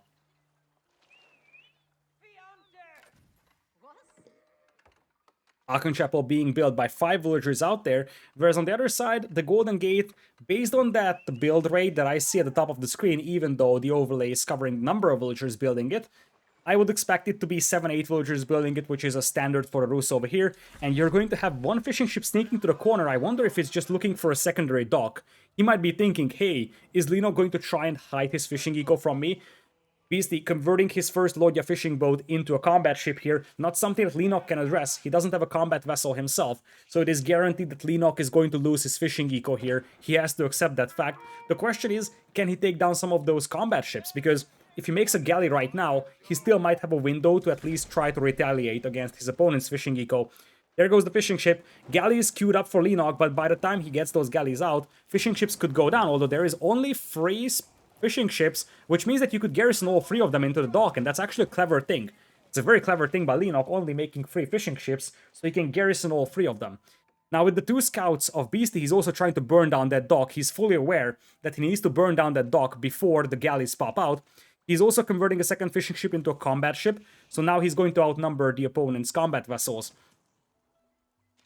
Looks like wars are being made in the middle, so Beast is realizing that his opponent will be able to get at least 1 galley out, so he's gonna have to wall off his fishing eco here. Galley is going to open up against those scouts. Those are probably the most dangerous units to the dock because their torch damage is quite important, and it's going to be able to take down 1 scout. Galleys do quite a lot of damage against land units, so you could easily get one of those scouts killed over there. Beast is going to get away with the second one, and now it looks like the galley isn't going to be able to get to the fishing eco of Beasty, however, because the walls are complete.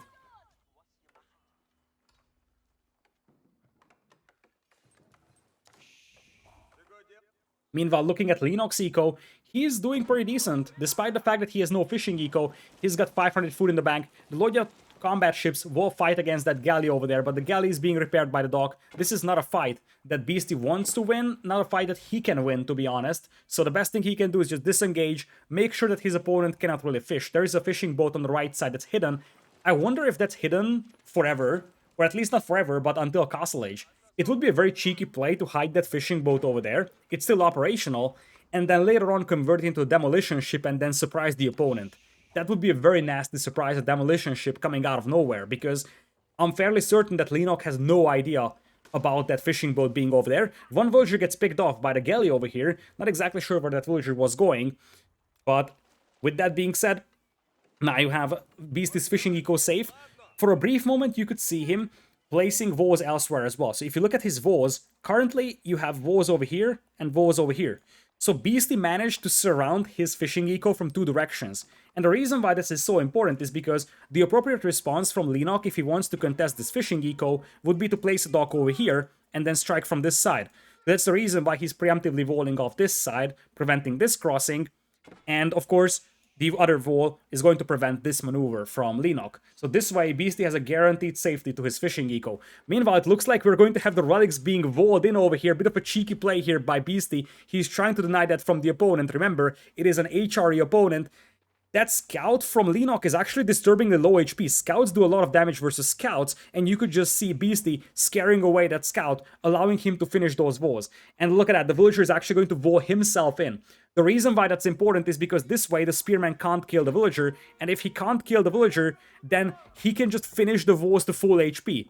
Had the villager stayed outside, the villager would not be able to finish the walls to full HP. Now he's able to, and this way, these walls will be completed. The spearman is still poking through walls over here, but you're going to have those walls finished no matter what. So that's 1 relic denied from our HRE player. The other relics, these 2, oops, well, I can still show it on the minimap. These 2 are accessible for Leenock, but the other 2 on the left side, these are difficult to access over here. That villager is still low HP, and look at how cheeky the micro is from Beasty. He's waiting for his opponent to attack the walls, and when that happens, he's going to send out the villager to build it. He lost the villager at the end, but he's going to slow down his opponent gathering relics, that's for sure. And keep in mind, you slow down your opponent, you give yourself a window with your warrior monks, because the warrior monks can get to those relics really fast. In one of the previous patches, the warrior monks were nerfed, so it takes a lot more time for them to go back with the relics. But as they go towards the relics, they're rather fast, which means they can pick up the relics really fast, and that basically means that the HRA player cannot pick those up. That's the key thing here, as Leenock is running out of food underneath his town center, so he's gonna have to shift towards berries. And that's one of the powers that you're getting here for the Rus. You're able to pick up those relics before your opponent is able to, and that could be a massive factor. Now, you could see Leenock picking up 1 relic over here, and the second relic is likely going to be available once that spearman burns through those walls at the bottom. One of those wall sections is still weak because the villager couldn't finish it, so that is going to be open. You see there is a weak wall section, and indeed, that's going to be burned through over here quite swiftly. So Leenock is guaranteed 2 relics. The question is the other 3 on the other side of the river.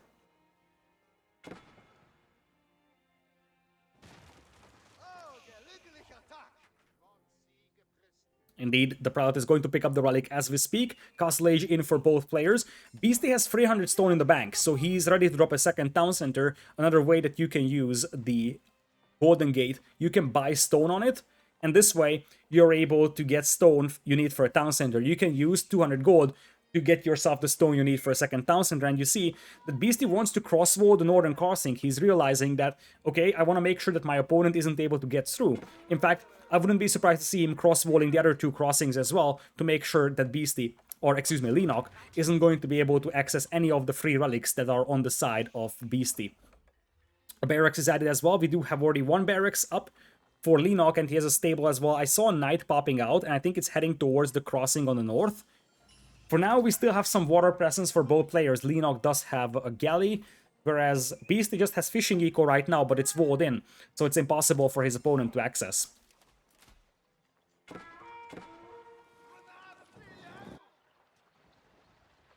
First knight out, and it's pursuing one of those warrior monks. I wonder if one of those fishing ships will be converted into a combat ship just so that it can take down the knight. That would be a very cheeky way of playing. And as you see, there's going to be the cross wall over here from Beasty. He even deleted the wall that blocked the passage on the water. This way he can sail to the south and access the new shorefish over there. Oh, that villager. The blue villager should actually wall the spearman in there in the middle. Looks like a dock is being built right now as we speak by Leenock. Looks like the villager will just get back home through that gate. He actually had the opportunity to wall that spearman in, although it would have been unnecessary, but it would have been spectacular. Fishing ship getting converted into a combat vessel. If the spearman can delay the villager, the fishing ship converted into a combat ship should be able to finish it off. Can the dock be finished? That's the main question here. Villager, low HP over here with the spearman poking away. The dock is going to get finished just in time. But the combat vessel now coming in here for our blue player Beasty should be able to deter aggression over here. There is a prelate that got through the water, so you still have a mission here for Leenock trying to grab those relics for himself. But the relic from the north has been taken, so were the relics from the south. So I believe that Beasty is going to have 3 relics, and indeed a relic indicator at the top is also showing us 3 relics for Beasty, only 2 for Leenock. So Beasty was quite successful denying the relics from the opponent, but now he's facing a lot of pressure on the water because there's a second dock as well for Leenock. And do you know what HRE can do when they get to fast Imperial? Because that's exactly what we're going to see from Leenock. He's getting into Imperial Age with 1,000 food in the bank, 1,100 gold as well. They can go for demolition ships with the explosives technology. The demolition ships with explosives was nerfed, but it's still a dangerous weapon for those river crossings. So I do believe that if Leenock gets to Imperial, that's a way for him to control the river and buy himself some time to use the Palace of Swabia to boost his economy with like 50 plus villagers. Behind this one, Beasty is operating with 2 town centers right now, so he has a 9 villagers lead. Of course, some of that is fishing eco at the southern part of the river, but the most important thing is now him having 2 town centers. He's going to have the eco lead, at least for the time being, but when Leenock gets to Imperial, things will change very soon. Prelate will capture the sacred site on the right side for Leenock, and on the left side you already have the warrior monk controlling that sacred site. So 1 each for each player, 3 relics for Beasty, 2 relics for Leenock. Overall gold income, of course, will favor Leenock because he's going to have 2 relics for 600 gold per minute in the Regnitz Cathedral, whereas Beasty will only have 300 gold per minute from the relics in his regular monastery or the Abbey of the Trinity. But it's not the end of the world at all for Beasty. 3 relics being denied from the HRE is a pretty decent accomplishment, I would say. Now, one of the concerns I have for Leenock over here is that he's been floating a ton of resources for a long time, yet we're not seeing an Imperial Age come out. And that's a bit of an issue, especially given the fact that he's got a ton of gold to work with. He's coming in with a couple of knights over here, might be able to pick off a couple of vills. Indeed, he gets the first one. A little bit of a slow reaction over here from Beasty. Did not react to those gold miners getting slain over here. Looks like fishing ships are being added by our red player over here as a hawk is smacking through the walls in the middle.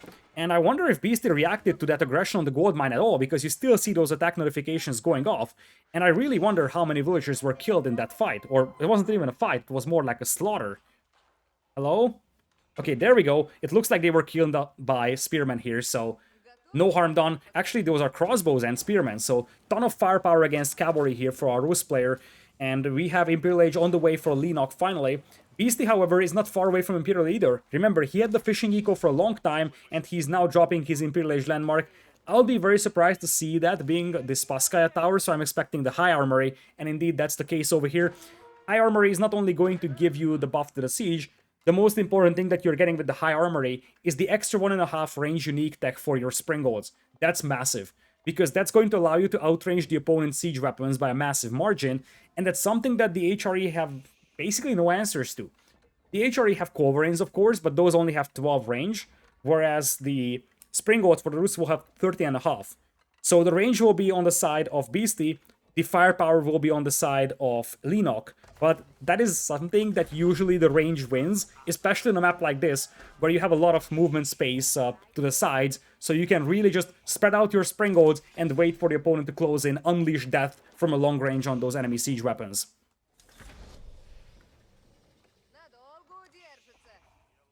Second Siege Workshop up for Beasty, he's up to Imperial as well, and that is a good Imperial H time against the HRE player out here. 66 villagers right now for Beasty. Of course, Leenock is going to skyrocket to 100 over here with the HRE, that's not even a question, but Beasty is going to have a reasonable villager count over here, so once again, nothing to be ashamed of. It looks like we're going to have some men-at-arms being added. The answer to that could be crossbows, or even better, Streltsy. That would be a great addition to the army of Beasty, Streltsy being one of the strongest units of the Rus, and it's definitely one of the best hand cannoneer type units in the game. Could be great against the infantry. In fact, Streltsy and Springles would be quite difficult to stop, especially accompanied by some spearmen for the Rus. So this could be unit composition that could work for Beasty. For now, we are only seeing one Hawk, and one of the other things that Leenock could add is a Carrack, because a Carrack would give him a very sturdy, high HP ship with a ton of firepower close to the river. Demolition ships are of course an option for either of these players. As you see, there is a tower being built by Beasty. He's trying to get some control over the river because, as things stand, the central part of the river, this one, is under the control of Leenock. And you do have 3 crossings, here, here, and here. This one up top, it is apparently controlled by Leenock, looking at the red dots on the minimap. The one at the left side is mostly controlled by Beasty, but one in the middle, which is probably the most important, that is something that is controlled by Leenock right now, and that is a little alarming for Beasty over here.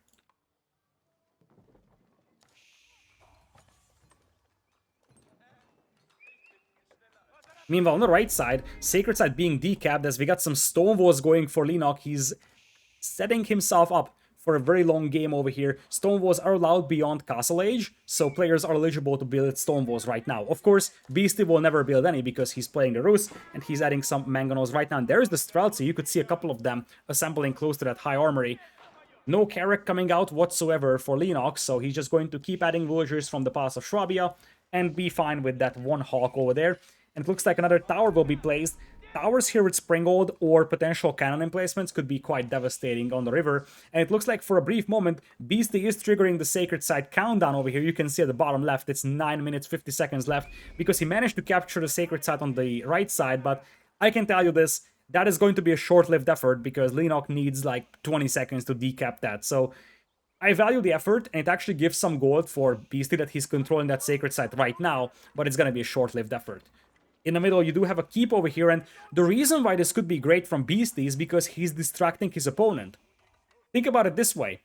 What is Leenock going to do to decap that Sacred Site? He's going to send some army over there. Now, if Leenock doesn't know what army Beasty has over there, Leenock might send some of his men-at-arms as well. Might even be the entire army, especially based on the first game, where the entire force of Leenock was chasing 2 knights. If you remember that French mirror, Leenock was chasing 2 knights with like 30 or so cavalry. And Beasty could use sort of the same principle, trying to force his opponent to move to the north, meanwhile securing a foothold in the middle. And now he's got some Springolds going, and Springolds do have bonus damage against ships now, so they can sink those Hawks quite easily. In fact, it's only 1 Hawk right now. Looks like we're seeing men-at-arms and some siege weapons hit the field here for Leenock, as he's getting a keep up close to the water. There is still a Hawk out there for Leenock, as he's trying to get that keep up. That should go up without any major problems. And since there is no cannon ships for the Rus, they shouldn't be able to take it down from the water. You're going to need some bombards for the Rus player for that.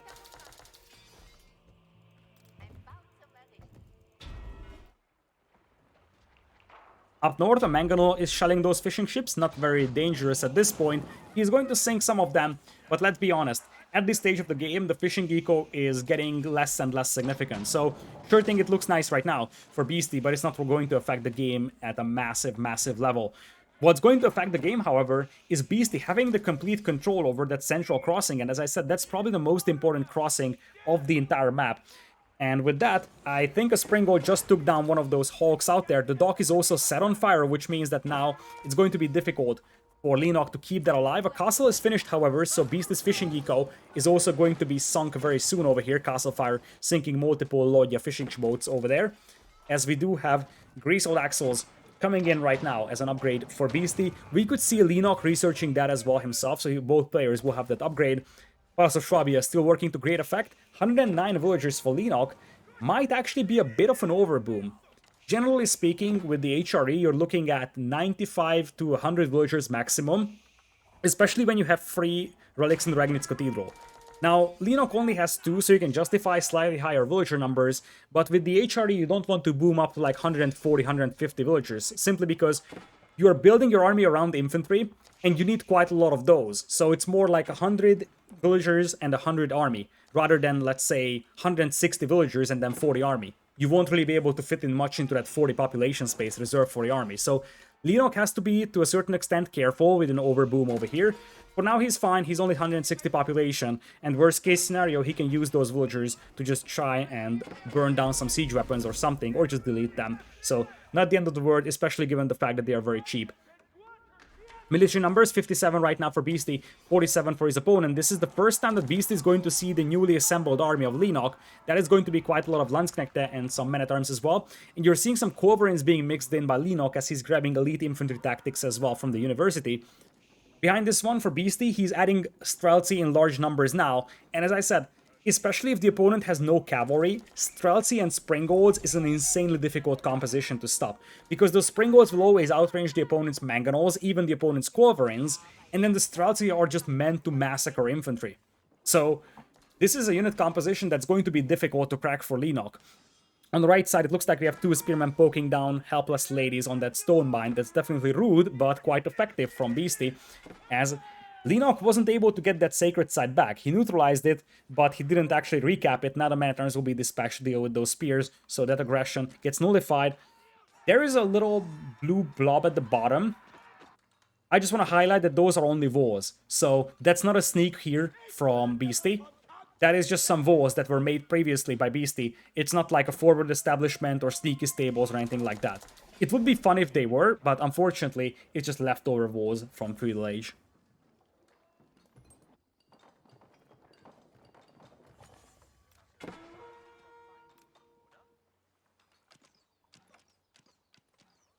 In the middle, the forces of Beasty are now assembled. He's got some warrior monks in that group as well, which means that he's going to have a unit that can buff his army once it hits an enemy unit. But the thing I really like about Beasty's composition is the Mangonels. Here's the deal. How can the men-at-arms deal with your Streltsy? They have to charge in, and if the Mangonels are even behind compared to the Streltsy, you can just massacre all those men-at-arms with like 4 Mangonels. So what you want to do is Streltsy at the front, Springolds behind, Mangonels behind that, and that is going to be insanely difficult for the HRE to counter, because the Springolds will take down all siege from the HRE, the Streltsy will shoot at the infantry, and when the infantry closes distance to strike at the Streltsy, the Mangonels will just massacre them. That's a difficult, if not impossible, defense to crack here for the HRE. Now, there is something else on the mind of Leenock here, and that is going to be a 2-pronged assault. He's sending over quite a lot of men-at-arms, and I don't think that this is something that was noticed by Beasty. Now that the tower is attacked, it is clear for Beasty that he's going to get pushed from that side, but he also has to address a push on the other side, so Beasty's a little torn over here because his army is rather slow moving. He's got some cannon going, but you see those men-at-arms, they will just run past the tower. Looks like on the other side, Leenock is not going to commit to a push. Instead, he's going to call off his forces. But now, Beasty could think about just launching a direct counterattack, especially given the fact that his opponent's units are to a certain extent stranded on this side of the river. And you see the bombards are now opening up against that keep already half HP, and it could be taken down quite rapidly. Some of the forces for Leenock will be sent towards the base of Beasty here. Beasty is going to react by pursuing them with some of the Streltsy. Castle goes down inside the base of Leenock, or excuse me, Beasty. A couple of men-at-arms from Leenock will hit his eco, but there are defensive towers, and look at that, it's so many Mangonels. Just the Mangonels were sent over there. Sacred Side is decapped, but the town center fire, the tower fire, should be able to get rid of those men-at-arms. Some villagers will fall, but I think this is a sacrifice that Beasty is willing to make at this point. Beasty is still stuck at 180 population, which is a little concerning for him. He's got 80 army. His economy is at 100 right now, which is not great, not terrible. At this point, he needs some more army, however. The palisades in the middle are burned through, and you could definitely utilize some demolition ships here, especially if Leenock is getting this close to the riverfront. One or two loyal demolition ships could actually do a ton of damage to those man-at-arms, and now those are closing in, but this could be a slaughter. This could be a slaughter. The man-at-arms are coming in, and they have no idea about the Streltsy setting up. It's going to be a rout, and I do believe that there are palisades up north, so there is no way for those man-at-arms to escape. They have to run all the way back south. Looks like Leenock is going to detach some of his men-at-arms to try and cover his retreat, but that is so many men-at-arms getting taken down here so easily by Beasty. Look at that, the Streltsy are just firing away on all those men-at-arms. Beasty did lose a couple of villagers over here, but some expensive men-at-arms also went down for the HRE player now, and Beasty is probably going to pursue that army even further, all the way to the right. Looks like Beasty is tempted to pursue, but he's going to just leave a couple of Streltsy nearby. He doesn't see those men-at-arms further away from the gold mine. He just sees the one burning down the mining camp. That's why he left two Streltsy there. He wants to push through the middle. That's obvious. He has so many mangonels, and now the men-at-arms are coming back. Leenock is basically distracting Beasty over here. He's forcing Beasty to call off his assault in the middle and just sort of react to this one. What Beasty needs to do is send like 10 Streltsy over there. He doesn't need more than that. Vol and 10 Streltsy is enough to deal with all those men-at-arms. The wall will be taken down quite rapidly by those men-at-arms, however, so you gotta respect that fact. But I don't think that the entire army of Beasty is needed. Like, he doesn't need to push up with the siege, and now the mangonels are unleashing death and destruction. Last-minute reaction from Leenock over here to pull away the infantry. And on the right side, now the Streltsy open fire. The men-at-arms are still focusing on the walls, not really reacting to what is happening around them. And the Streltsy are just absolutely massacring all those men-at-arms. Leenock has no reaction to this one. Now the Culverins are setting up in the middle area, and Beasty is not focusing on those mangonels, so he could lose those mangonels really fast, but all the men-at-arms on the right side are getting cleaned up. Now Beasty is going to call off his mangonels. Culverins will force them back for a time being, but once again, if the Springolds roll up, they can start shooting away at the Culverins, and then the mangonels can deal with the infantry. And by the time that the infantry push arrives for Leenock to the middle, the Streltsy will be able to readjust their position. As you see, that blue blob coming closer and closer. Mangonels once again opening fire over here. Springolds also taking some shots on the Culverins. And that is going to be one Culverin down. The walls still standing strong. And this is going to be a window for Beasty to build a castle in the middle. And he's even sending a villager to repair that gate. You get the feel that Leenock is struggling to push through. And now he's in trouble. The reason why he's in trouble is because the Holy Roman Empire doesn't have a spectacular unit composition in Imperial, whereas the Rus do. HRE is great for getting into Imperial and using that power spike, but once you are there, you don't have anything special going for you, whereas take a look at the Rus. You do have the Streltsy, you do have the long-range Springolds. So many things going in the favor of Rus over here. There's a Trebuchet that's firing away on the walls, as the bombard from Beasty will now open up against the keep. It looks like Leenock is sending all his forces to the north, but soon he might be forced to adjust to what Beasty is doing, because Beasty is ready to push through here. And Leenock could send his forces towards Beasty's base, but what happens if Beasty sends so many bombards, Springolds, and Streltsy into the base of Leenock? Leenock will adjust his position here with a second castle. Culverins opening fire on the siege weapons massed in the causeway. There is a group of infantry streaming through the passage on the north, and those walls were burned down. So there's a chance over here for Leenock to get into the opponent's economy, and currently there is no defense forces back over there. So that could be concerning for Beasty. You see that these guys are currently chilling over here, but they do have a clear opportunity to strike at those lumberjacks and the food gatherers, and Beasty did not seem like he was going to react to that one anytime in the future. Looks like I was wrong about that one. There go the Streltsy, and now the Springolds opening up against that keep. They won't be doing much. Instead, you're going to have the Bombards trying to shell that castle. Culverins are creeping closer and closer to the river. Springolds are also there, but the Culverins don't need a lot of shots to take down those cannons with. And indeed, you're seeing one Bombard being taken down from Beasty, I do believe. Springolds will retaliate by taking down one of the Culverins, and the keep is on fire, which means that from this point on, if it's not repaired, it's gonna be a keep burned down. Men-at-arms on the right side were mostly cleaned up or forced to retreat by the Streltsy, and in the middle, that keep is still burning. No repair villagers on the horizon. Trebuchets are shelling this fortification in here. Leenock is realizing that he won't be able to outrange those Springolds with his own Bombards or Culverins, so he needs Trebuchets to try and take down castles with. On the right side, that opening is still something that gives a window for Leenock to force Beasty to defend, but in the middle areas, now the superior unit composition of the Rus is definitely prevailing. Springolds now in large numbers. It's at least 3 or 4 Springolds, probably way more than that. It's actually way more than that. It's like 7 or 8.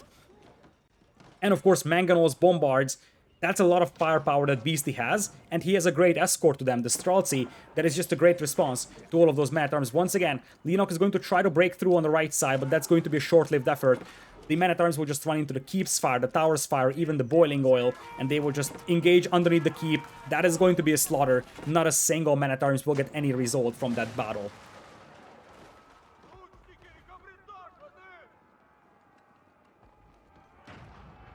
Beasty once again playing very defensive, and now you gotta ask yourself a question. How is this going to end?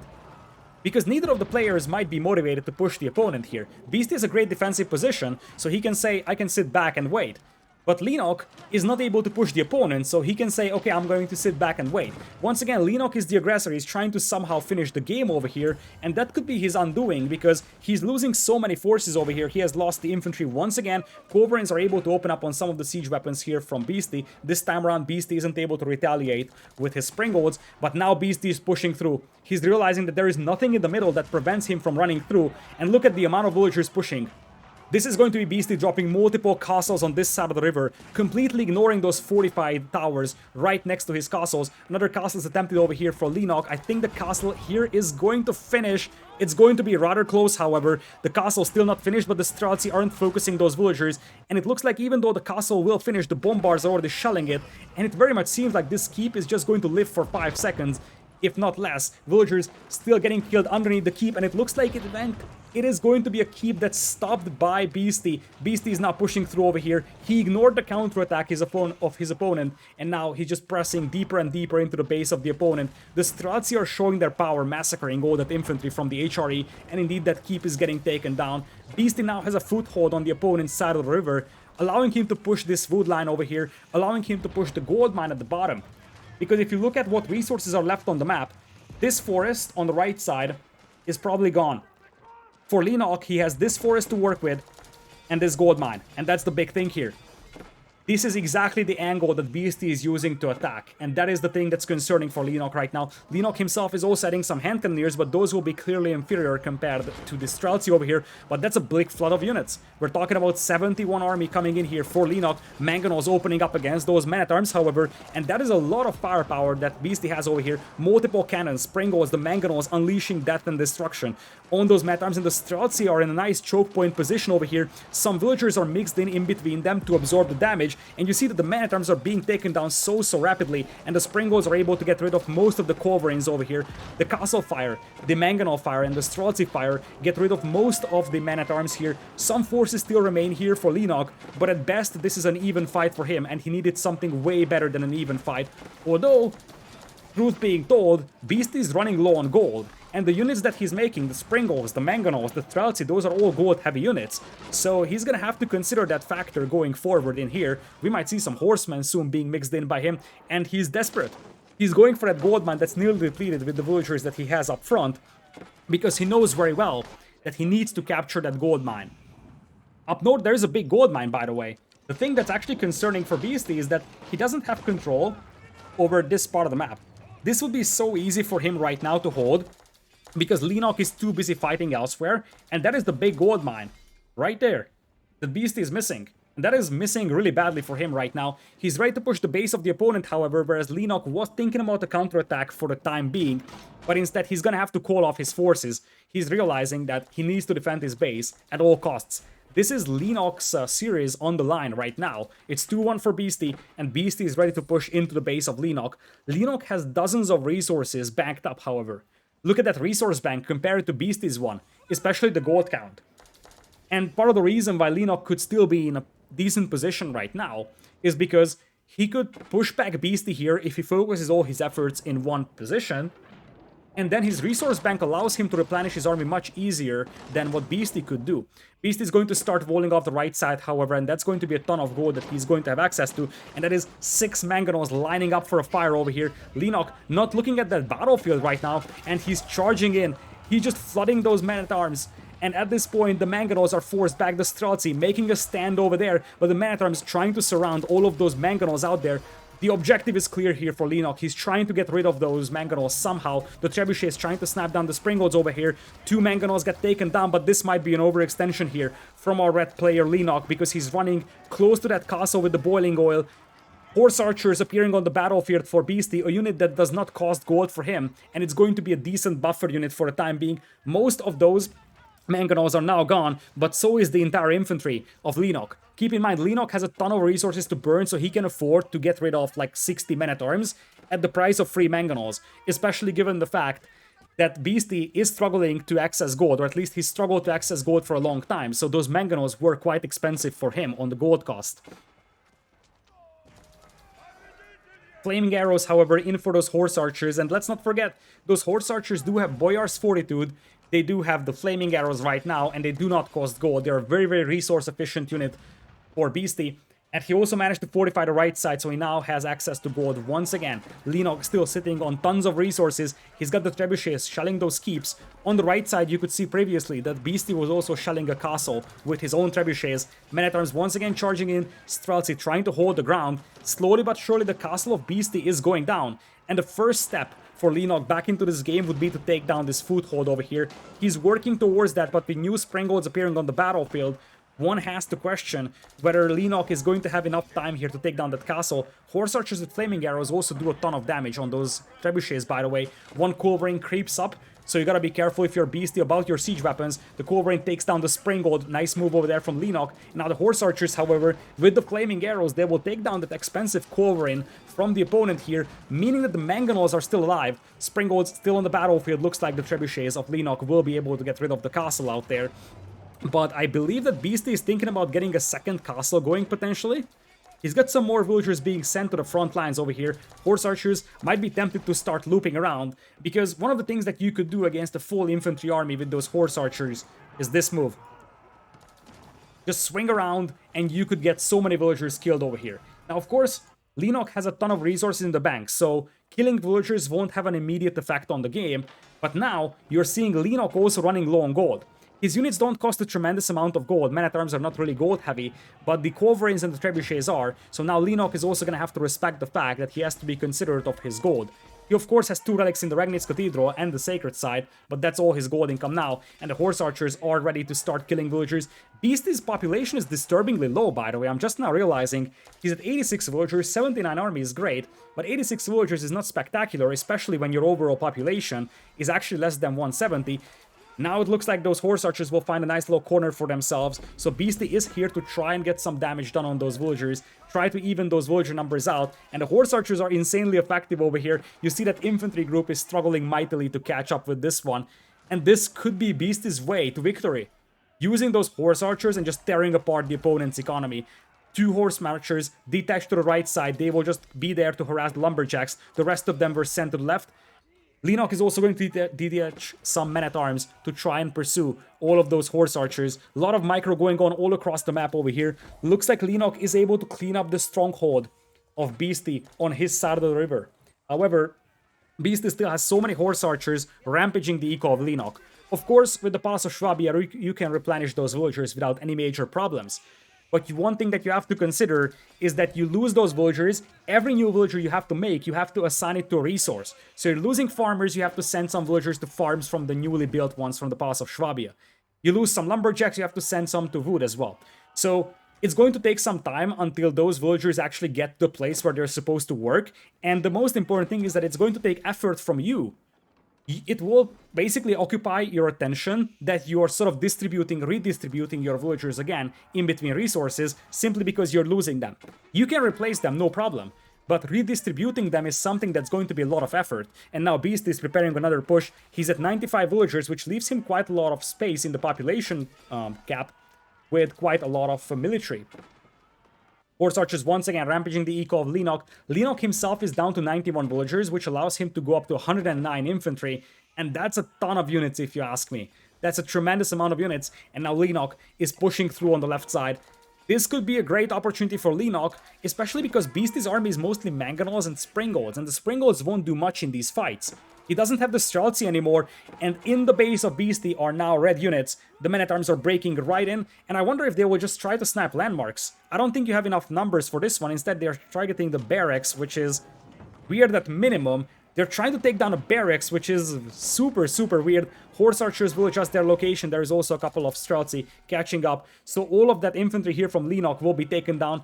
He managed to set a barracks on fire, which is going to be probably the most insignificant thing that he did in this entire game. Mangonels, Horse Archers now pursuing him, while Beasty is still running circles around his base, killing more and more villagers with those Horse Archers. However, this way, Leenock is able to divert the attention of Beasty. So he's pulling all the forces of Beasty to the north, and you see that Beasty has to send the siege back. He pulled even the Springles to the north, and this opens a window for Leenock to break through the river. Mangonels now massacring all of those men-at-arms. That was an ugly sight over there. 5 Mangonels taking shots on the men-at-arms.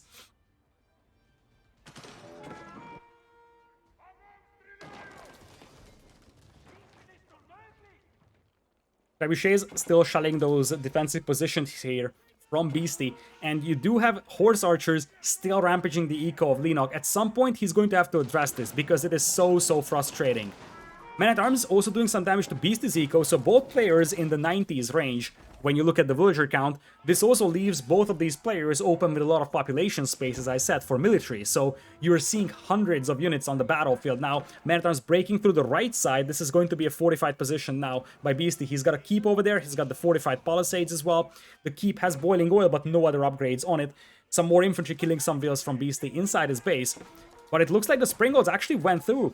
I think the Springles went for the Trebuchets, but they just decided to cross because the Trebuchets were pulled back. So what happened is that Beasty tried to shoot at the Trebuchets from this location, but because the Trebuchets went back, like this, those Springles followed them across, and they just got to the wrong side of the river. That's actually quite problematic, because you just lost a Springald over here for Beasty. Hand Cannoneers were also added by Leenock, by the way, and remember, he's got a ton of infinite gold with that Ragni's Cathedral, and his opponent is to a certain extent on a timer, because Beasty is slowly running low on gold, thanks to the fact that he's running out of that gold mine. Now that is 5-6 Springles taken down by the men-at-arms, and soon the swarm of infantry is starting to overrun Beasty. Beasty is struggling with population mightily. He's got a lot of Mangonels, and that Mangonel fire is just wiping out all the infantry in the middle. Look at that dead body pile. Absolute massacre in the middle. Those Mangonels are very dangerous, but does Beasty have anything other than Mangonels? Nothing. And as weird as it sounds like, while this army is scary, it has insanely low mobility. The Horse Archers are still rampaging the eco here for Leenock, but you probably need something else here for Beasty, something that can deal with those men-at-arms, and something that's not as slow as those Mangonels are. Beasty is still sort of chilling inside his own base over here, and as I said, the main question that you gotta ask yourself is, how are these players going to try and win the game? Because both of these players are capable of holding their own side of the river, and that is something that we saw. But how are these players going to win this game? They will have to break through and then finish off the opponent, and neither of these players seem to be capable of doing that right now. The HRE cannot push a Rus player that has long-range Springald sniping the Culverins and the Mangonels. And the HRE player can't take down those Mangonels because they're all protected by those Springalds from the Rus. So it is difficult for Leenock to push through, but for Beasty, he's got a slow-moving army, so he constantly has to readjust his position depending on where Leenock is striking at him, and he himself is going to struggle taking down this big of a flood of infantry, especially if there is some supporting Culverins as well. Looks like stone walls are being made on the left side. Once again, the counterattack from Beasty is coming in here, trying to get some damage done with those Horse Archers. Soon you're going to have to look at a different factor, and that is going to be wood. Because the players are running down on choppable wood, and you are seeing the response to that. You're adding trade. Because of course, farming is going to be infinite economy. Relics are going to be infinite economy. Food is not going to be infinite economy. But you will soon have to start replacing your lumberjacks with traders, because your lumberjacks will be completely useless. There won't be any trees to chop.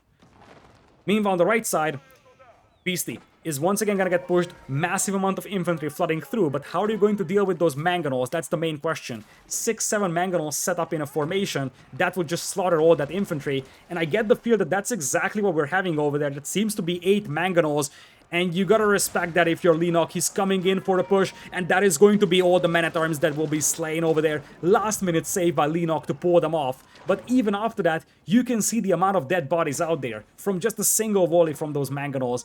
This is not a side that Leenock is able to push, because there are so many Mangonels that they will just take down all of those infantry. And look at that, Culverins pushing through the middle now. I think the Culverins may have been accidentally sent to snap down the Mangonels, and they just got picked off by all of those Springalds. And now you're seeing some Trebuchets built up by Beasty as well. He wants those long-range siege weapons for himself as well, because he knows that his bombards could be taken down by the Culverins Both players starting to add trade over here, which is going to increase their gold income.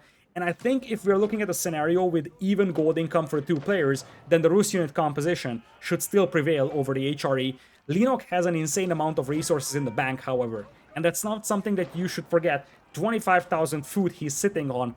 I don't know the market prices for these resources, but if the market price for food is still good, you should sell some, so you maximize the amount of gold that you can still get from it.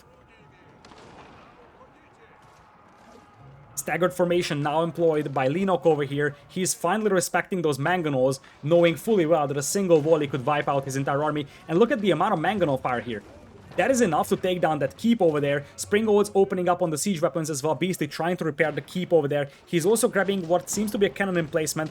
Culverins rolling up. Nice reaction from Beastyqt to pull them back for the time being, so the Culverins can't take down the mangonels. Mangonels, however, ready to set up. Looks like Leenock is committed. Look at the amount of mangonel fire coming out here. A second volley could wipe out all those men-at-arms. And indeed, there is the second volley coming out. Those mangonels are covering each other. The keep goes down, so no more boiling oil for our blue player. But now, no more men-at-arms to kill those mangonels either. And with those mangonels, you are still wiping out the entire army of Leenock. Leenock is down to 61 military population. And that's exactly the type of fight that Beasty was waiting for. He knew fully well that mass mangonels is not something that his opponent can deal with right now. And the Streltsy and the Horse Archers are providing a perfect buffer in front of that army. That seems to be at least 10 mangonels, if not more, and the Springolds are covering for it perfectly. The Culverins are being destroyed as they spawn, because the Springolds can take them down from long range, and this escorts the mangonels closer and closer to the base of Leenock. This is Leenock's series on the line over here. You do have a keep still being constructed by 1 or 2 villagers only. It seems like most of the villagers were taken down that were constructing that keep, but now Beasty's on the roll. 128 military population, over 45. Leenock has just lost 12,000 food from his bank, so I'm fairly certain that he has queued up millions of units. But does he have enough time to actually get them on the battlefield? And what can he do with just pure infantry against so many mangonels, so much firepower? And not only do we have trebuchets now, you also have bombards, so you're going to have some anti-building power now as well for Beasty. I think at this pace, Beasty is cruising towards that victory as well. That would win him the series. He's getting ready to start shelling the starting town center, which is one of the landmarks that he needs to take down. Leenock is probably regrouping his army, waiting for one final engagement, hoping that he can take one decisive fight. But you gotta wonder if he's going to have that opportunity even, because he's now losing his production buildings quite rapidly. The traders are getting picked off. There is one landmark, the Aachen Chapel is gone. The starting town center is next. Ragnitz Cathedral is right next to it, and here comes the infantry push, but that feels like a desperate effort over here from Leenock. Infantry flooding in from all directions, trying to jump on the mangonels, but the Streltsy holding position, firing from their muskets. They will just slaughter all the infantry, and there is just nowhere that Leenock can go, nothing that Leenock can do. Beasty is going to grind out a victory over here, and with that, Beastyqt is going to take game number 4, and with the set. And he is going to move on top of the Swiss bracket over here. You can see on the face cams, which are a little bit off sync compared to the player POVs, that Leenock is probably done with this game. He's not out of the tournament by any means, but this victory, which is probably the grindiest and the hardest game for Beasty in the entire tournament, is going to propel him to the top of the Swiss bracket for the time being. Great performance by him, and it looks like Leenock is still not tapping out, but it is game over. There's no way that he's going to be able to salvage anything out of this one. Beasty probably knows as well. He's just taking out the landmarks. Leenock, he's actually massing up another force. He's still believing, but there is the Ragnitz Cathedral and the Pass of Swabia. You're looking at 2 landmarks to be destroyed, and then it's game over. Pass of Swabia under fire. Ragnitz Cathedral still stands strong to the south. Those are the 2 landmarks that you still have to get rid of. There is one last-ditch effort here for Leenock, but I'm not a believer, to be honest, especially with so many towers nearby. 123 army versus 60. Leenock is really just trying to get one more battle out here, hoping that there's a miracle that happens. Walls are being built by Beasty over here. The final hurrah here from Leenock. He's going to try and jump on those siege weapons, but the mangonels will open fire on all that infantry, clustered up in the middle. All of them will be taken up by the mangonels, the Streltsy. The Walls are blocking the movement of the men-at-arms, and with this fight, heavily in the favor of Beasty, it is going to be Leenock tapping out of this set. Nowhere left to go, nothing left to do. Beasty grinds out a victory here in an hour-long game. What a spectacular show of force. Very grindy, very long game. And you can see the smile at Beasty's face. He knows exactly that he had to work for this final victory in here. Leenock, not out of the tournament yet. he has played an exceptional set, I have to say. Beasty proved to be the stronger player, but you really have to tip your hat in front of Leenock, especially in this final game, because the situation that he was in late game was very difficult. He didn't have the appropriate unit composition. The HRE is simply unable to beat the Rus in this post-Imperial scenario when you don't have the opportunity to raid the opponent very frequently. And in the end, he just fell to the superior unit composition of the Rus player out there. He tried everything. He tried raids from the left, raids from the right, and he had some good game plans going into this game, but ultimately, the game ended up being very long, and Beasty just ground him down. Beasty is a master of these very long games as well, so that is something that helps a lot as well for Beasty secure this victory, and this propels Beasty to the top of the Swiss bracket over here, so he's currently sitting at the #1 spot, I do believe. And in this tournament, the first 2 spots in the Swiss bracket will get into the semifinals directly. Spots number 3, 4, 5, and 6 get to the quarterfinals, and the winners of those quarterfinals will face the top 2 players from the Swiss bracket, and spot number 7 and 8 will be eliminated in the Swiss stage. This way, by having a defeat over here, Leenock falls down to the middle of the bracket, so he will be at around 3 or 4 when it comes to ranking, and Beasty moves himself up to the #1 spot. Spectacular set over here, especially the last game. That was definitely the best game of the entire tournament. Very grindy. Beasty had to work a lot for it. Leenock made it very difficult for him. Seen some spectacular mangonel shots as well. And in the end, you're going to have Beasty taking down Leenock 3-1.